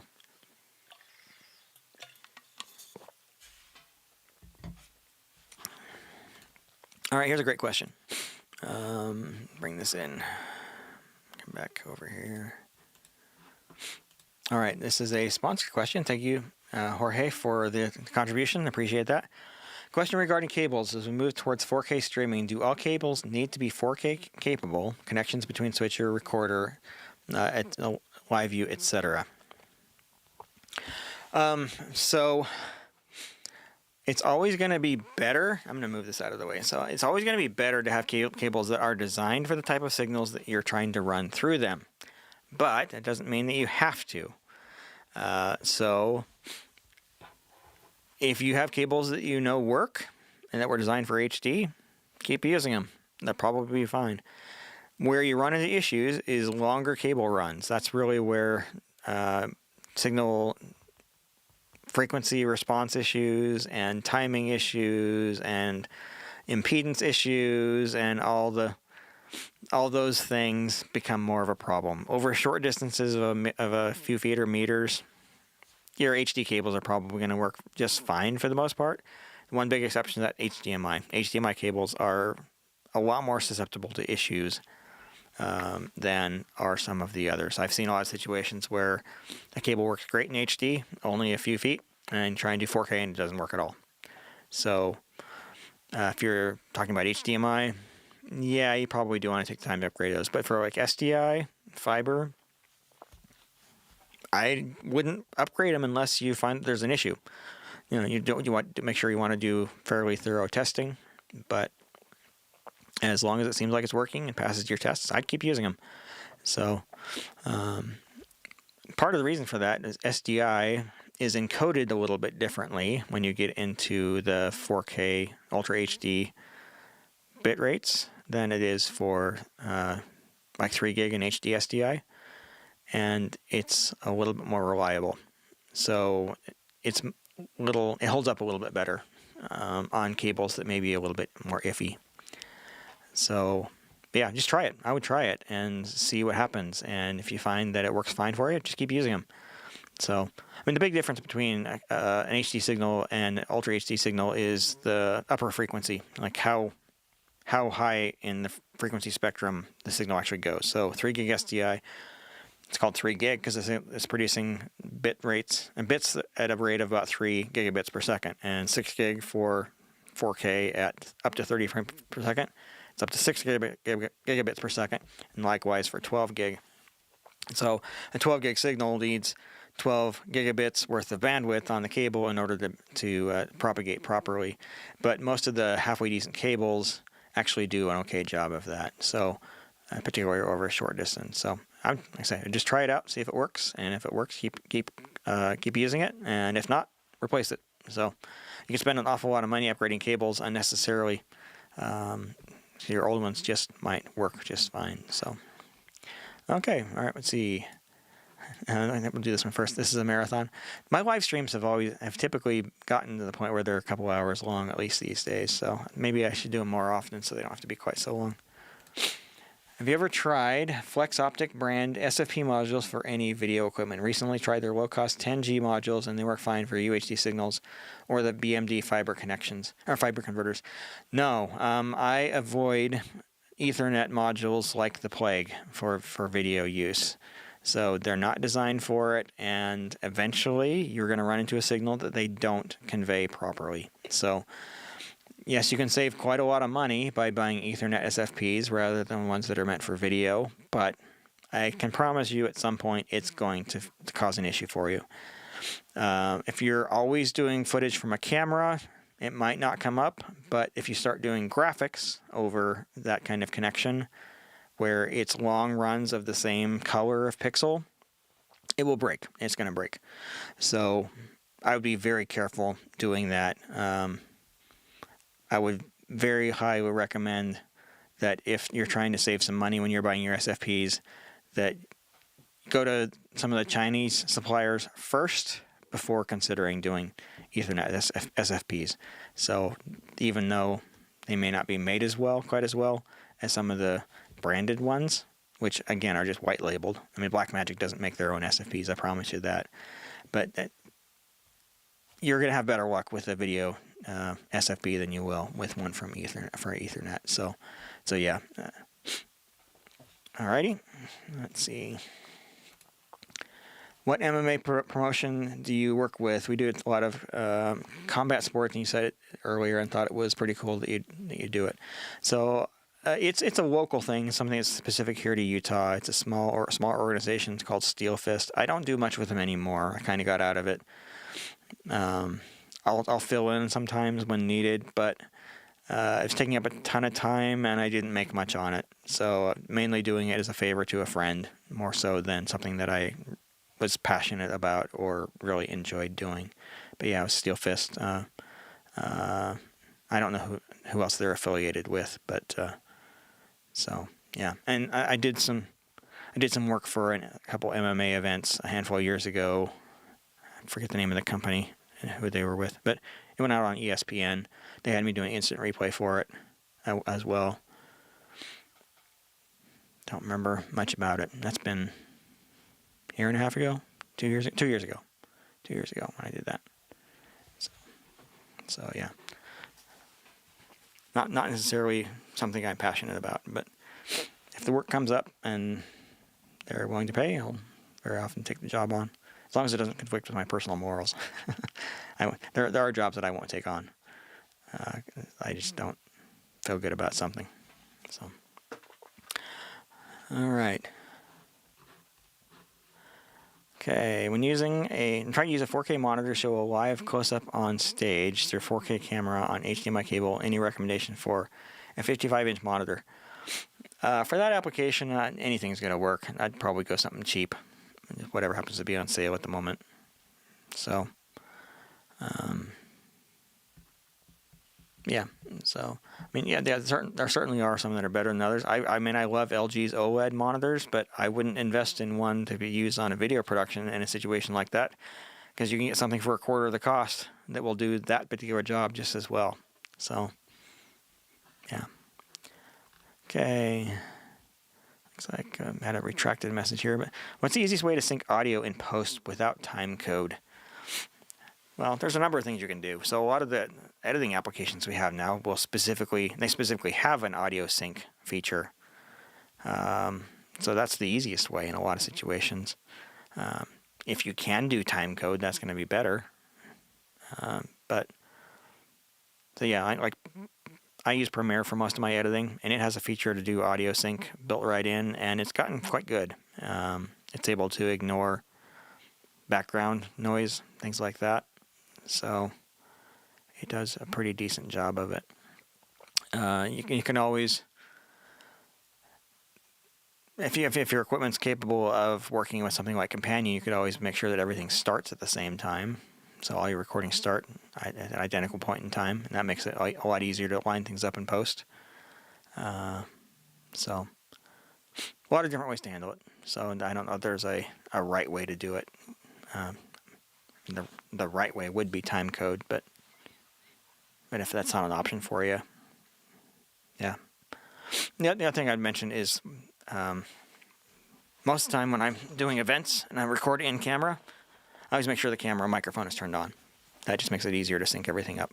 So I have a couple camera operators who hate that because they don't like knowing that when they're talking, they're being recorded. But it never goes anywhere. It's just used for sync. That's all. It's super easy to do. One of the things I love about the Z200 is I can always set it up to have internal mics go to channels 3 and 4 in recording, separate from what's going on the XLR inputs. So, yeah. Alrighty. Heading back to editing. Looking forward to seeing NAB. You have a shout out in our presentation on Tuesday. Awesome.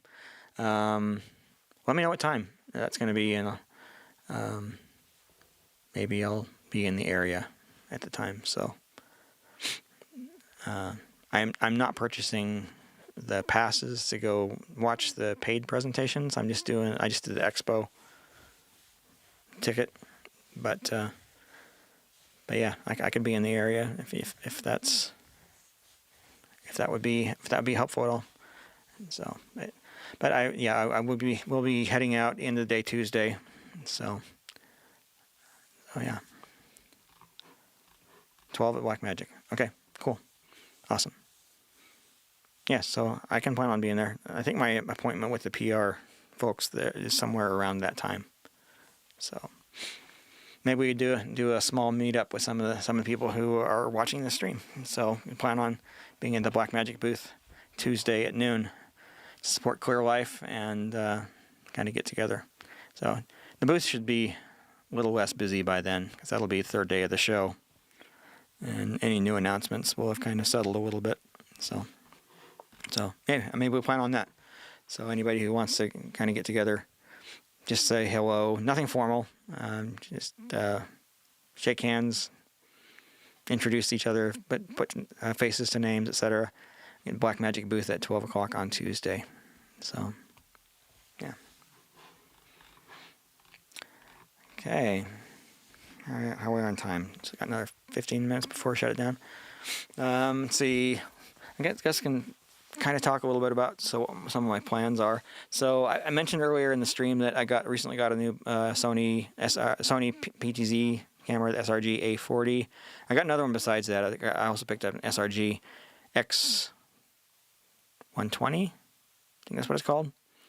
I want to do some sample footage for those. I also want to demonstrate how smooth the motion is, and then on the A40 I want to demonstrate the AI tracking. So I need to find the right location to shoot that. I don't want to do that in my house. It's not the right setting to pull that off properly. But I plan on doing something with that. I still want to shoot some good sample footage from the Z200. Since I'm getting a lot more comfortable with the camera settings at this point in order to extract the best picture out of it. I've learned that the Cinematone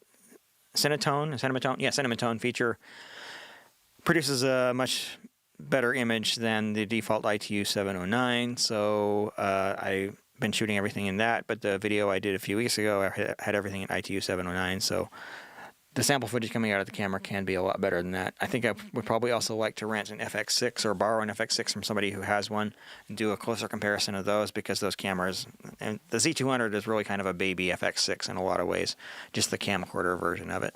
So I want to do a comparison with that.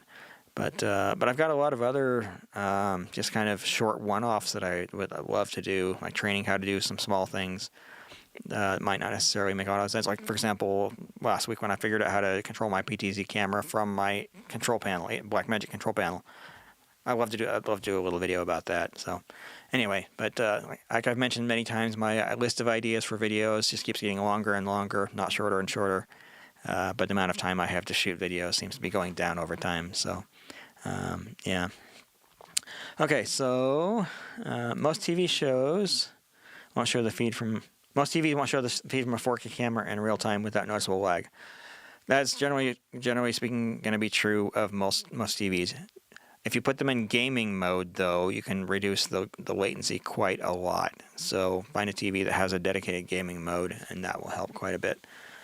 Tried a gaming monitor that's not exactly made for that, and it's glitching. So yeah, find a TV that has a decent gaming mode. That would probably be the best way to go on that.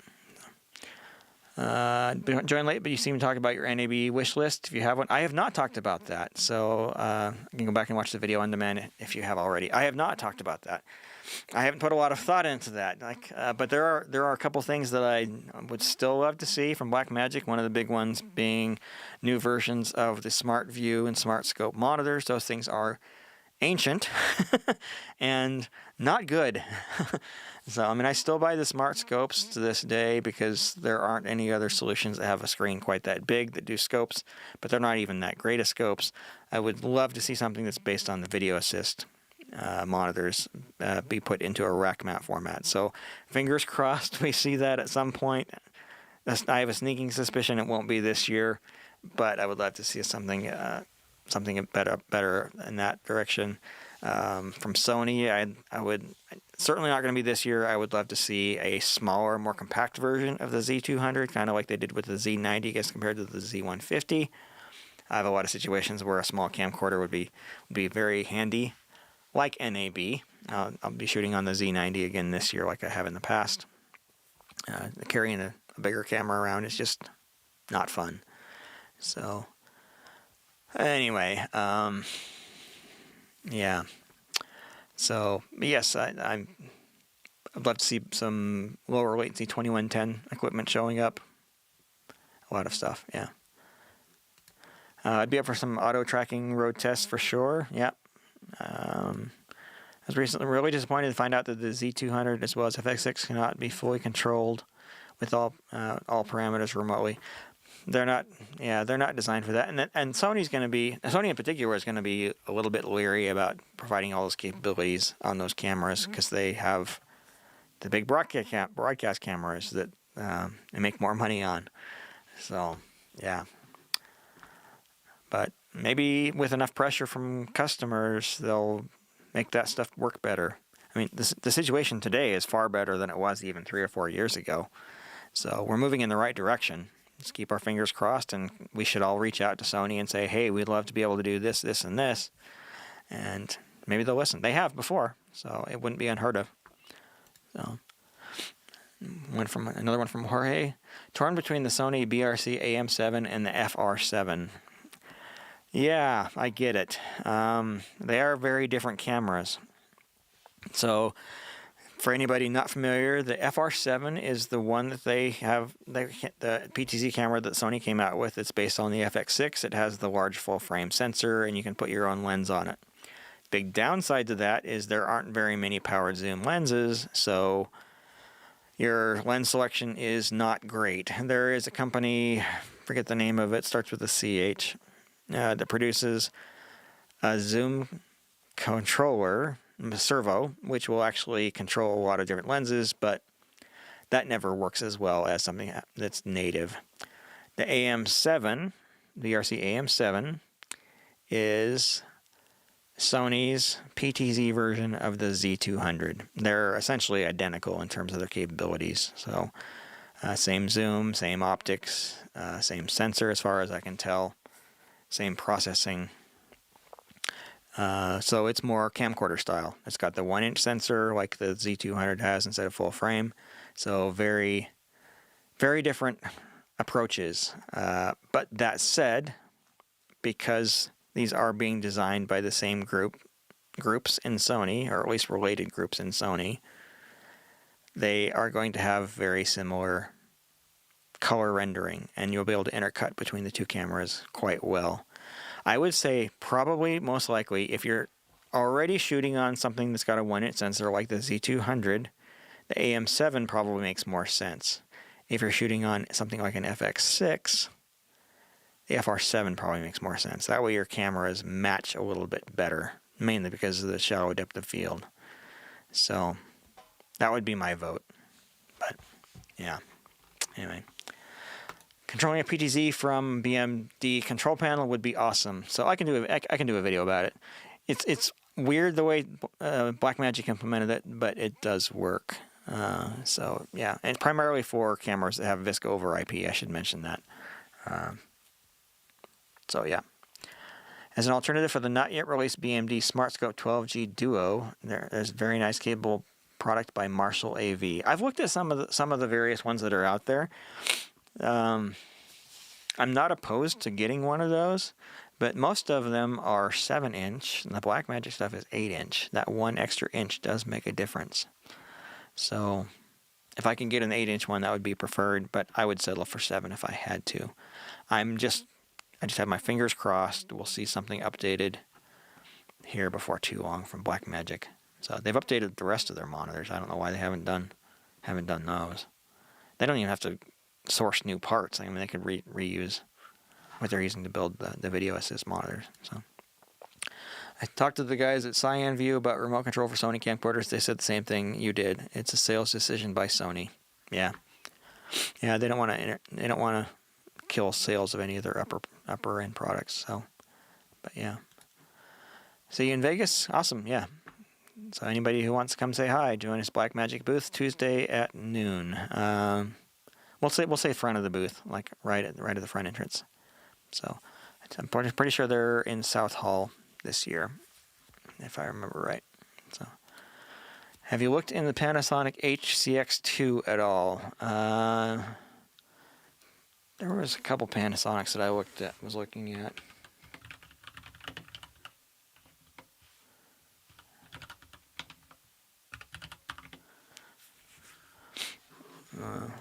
So I'll switch over here to this view here in a second. Okay, there we go. And maybe it's better to go to the Panasonic website. HCX2. So it's 3 years old at this point. 20 times optical zoom. Face detection. Face detection is kind of old school at this point. Okay, optical image stabilization. Fairly common for these camcorders at this class.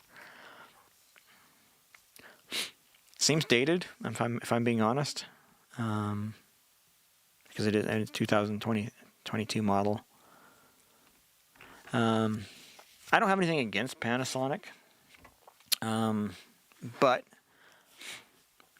I've already got Sony cameras, and I don't like to intermix different brands on a production because the cameras never quite match up, and you always get different color rendering across different manufacturers for sure, and sometimes even different product lines. Like these older Sony camcorders that I have here, like the Z90, the Z150. I've tried to make a match to my Z200, and I can get it somewhat close, but I can still see the difference. And for that reason, I will, generally speaking, try to avoid putting both in the same production. And reserve my 150s for backup cameras or just random shot that only gets used here and there, or if I need to do a second production on a given day, which does happen from time to time. So, So I've elected to not sell my older cameras specifically for that reason. But anyway, all right. Let's see, where'd my... Okay, I'm caught up again. Awesome. What time are we at? All right, so we'll wrap things up here in just a handful of minutes. So this will be the last opportunity to get some questions in. If there's anything else you want to know about live video production or the equipment that's involved, or anything else that I can maybe answer, any other questions that I might be able to answer, feel free to drop those into the chat right now. Let's make a point of getting those last ones in ASAP so I can be done here by 3 o'clock local time and have the rest of my afternoon to do other things. So by show of hands of anybody who's watching, how many are going to be at NAB? You can just post a quick yes in the chat. Let us know if you're going to be there. All right. I'm trying to use my Blackmagic Studio 4K cameras as PTZ. Do you have a budget-friendly solution in mind that could be used? It depends on what you're trying to achieve. If you're trying to achieve a nice smooth motion that you can use live in a shot, you're going to spend more on that than you will just getting a dedicated PTZ that's meant for that purpose. Those get super expensive if you want something that's going to be nice and smooth. Data Video has one that's relatively affordable, that's pretty decent. But if you want something that's actually really smooth enough that you can use it live, it's going to cost you a lot of money. If you just need something that's going to reposition your camera between shots, there are some pretty inexpensive options out there. Again, white label Chinese products very, very often is the case. So you can take a look at some of those. But yeah, anything that's going to be smooth is going to cost you quite a lot, and it's just kind of the nature of the beast. All right, what tripod are you using with your Z200? I have several different types, several different tripods. So it's one thing that I have very much intermixed between different things. So the primary tripod that I like to use is a Sackler FSB10, I believe is what that was. So I bought that years ago. I bought it at the same time I bought my Ursa Mini 4K. So I needed a bigger tripod than what I had for that camera, and I've just been using it with my other cameras since. I also recently invested in a tripod from a brand called Teris, T-E-R-I-S. I'm pretty happy with that. I bought it when B&H had it on sale. It's a carbon fiber model. It's normally, I forget the specific model, but it's normally $1,200 or $1,300. They had it on sale for $8. So I picked up one of those. I've been relatively happy with that. I have some Sackler Ace tripods. They're not as good as I was hoping. And then I have quite a few Manfrotto heads on different various Manfrotto sticks. What's that called? The 50, not the 501. They have a newer version. It's not called the 501 anymore. It's one that has the bridging technology. Those have actually been all right. They can get a touch sticky, but for a camera that's relatively close to the subject, they actually work relatively well. But tripods are really one of those things where the more you spend, the better you get. Just generally speaking, that's gonna be true. I did invest in one from another brand, one that I found at NAB. What were they called? Another Chinese brand. Forget the name. It was all right, but yeah. Yeah. So I've tried quite a lot of them, and my Sackler FSB10 and the Teris that I just recently got are the favorites that I own. So, what's your take on going to school for event production? If you can find a school that actually knows what they're doing, yeah, that can be a good thing to do. I think you can learn it faster by doing it on the job, but if you're going to do it that way, I would recommend taking the time to learn some of the more technical aspects of it on your own. There is a lot that's going on technically with cameras in particular, and with switchers and and the way signals are propagated, you probably will have a hard time finding anybody to teach you on the job training. So you'll get a lot more of that in school. There are some decent books out there on that kind of stuff. I did a video here on this channel about some of the good books that you can get for learning this. But I guess it really depends on what you want to do, which positions you want to take. So if you can find somebody who does that job and they're willing to sort of take you under their wing, you probably learn more that way than you will going to school. So, yeah. Grant, not making it this year. I'm going to try and make a more concerted effort to get there next year. So, yeah. NAB's great. So, yeah. Had good luck using a DJI Ronin gimbal as PTZ with an existing camera. There you go. So, I have heard of a number of people doing that. So we got people raising hands, letting us know they're going to be at NAB. Awesome. Got a few here. When you're at NAB, please ask BMD when they bring audio routing to their rack switchers. It's been way too long. It actually has, the Constellations actually have it now. It doesn't have a user interface to expose the per output routing, but the switcher is actually capable of doing that with some of the version 9 upgrades. Go look at Mix Effect from Adam Tao for an interface on how to do that routing. He recently upgraded his software to do that. So, yeah. I like my Benro BV4 with single legs. It's similar to the Ace, but better legs and an illuminated bubble. Okay, very cool. There are a lot of different brands out there that produce decent tripods. Paul commenting on the model of the Manfrotto MVH502AH. That's got to be the one. That's the bridging technology. So yeah, so that's the one. Those have been okay. They're not amazing, but they're pretty affordable. The head is under $300. So yeah, and then Paul commenting on Terrace TS100. That's the one that I got. I think Paul has one too. He got his first. He bought his at NAB last year. And because he liked it, I bought one as well. And one B&H had a sale on them. So, thoughts on installing PTZs temporarily to support beams inside of a room for a conference? If they're stable and you make it work, why not? What's your opinion of LiveView Solo Pro for streaming events, sports games, etc.? I think it's a great product, and if it's something you're considering and you have the budget for it, go for it. So Jeff, really, this is big. So this is about audio routing. So yeah.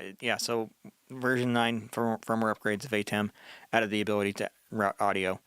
It has some limitations in terms of what it can do, but yes, you can do it. The only formal solution from Blackmagic is to edit their config files, the macro config files, in order to do the routing, but the switchers are capable of doing per output routing of audio. So we just need some software to, yeah. Companion also supports audio, right? That's right. That's right. So Companion also allows you to do it as well. I'm mainly suggesting Mix Effect because it has a user interface to do it. You're not digging into writing code or producing macros or scripts like you would be with Companion or the Blackmagic solution. Time for the upgrade? Yeah, probably so. Blackmagic has added quite a lot in the version 9 stuff. So if you're on a Constellation, it makes a lot of sense to grab the latest version of the software. There's quite a lot there. So if you're like me on the production studio 4K and in my trailer, don't get any of those features. So they stopped adding new stuff to those a while ago. So okay, well, we're actually past my target time, so I'll take one last one here. So have you ever thought about mixing Z200 with the Sony PTZ BRC AM7? They have the same sensor and peculiarity of having auto framing. They're essentially the same camera, just one's PTZ and the other is the camcorder. So yeah, they will mix beautifully. They'll intercut between each other beautifully. So yeah, if someone needs a PTZ and they're shooting with a Z200, the AM7 is the natural selection in order to do that. The FR7 can actually work really well too, but it's going to look a little different because larger sensor usually means a shallower depth of field. So when you cut to that camera, it will look different than the other ones, particularly for that reason. So anyway, thanks everybody for joining. It's always exciting to get feedback from people and have questions come in consistently for, in this case, 2 hours. Makes these setting this time apart from the rest of my schedule feel a lot more worthwhile.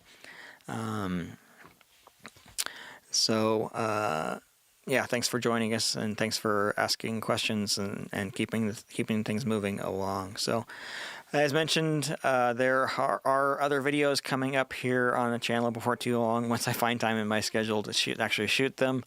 A lot of ideas, but if you guys have things specific things that you want me to cover, please speak up. I'm very open to ideas, and a lot of my ideas for videos come from the questions that people are asking me, either in comment section here on YouTube or over on Discord. So my idea list for videos, probably 30% are specifically from people who watch the channel. So if something you want to know, please speak up, and if it makes sense, I will absolutely put it on my list of things that I will eventually get around to shooting and including as a video here on the channel. So, but with that, I think I'm going to go ahead and wrap this up and give my voice a break. You guys can probably already hear that it's a little bit shot and needs a bit of a rest. But so yeah. So again, thanks everybody for joining, and have a fantastic day. We'll catch you on the next one.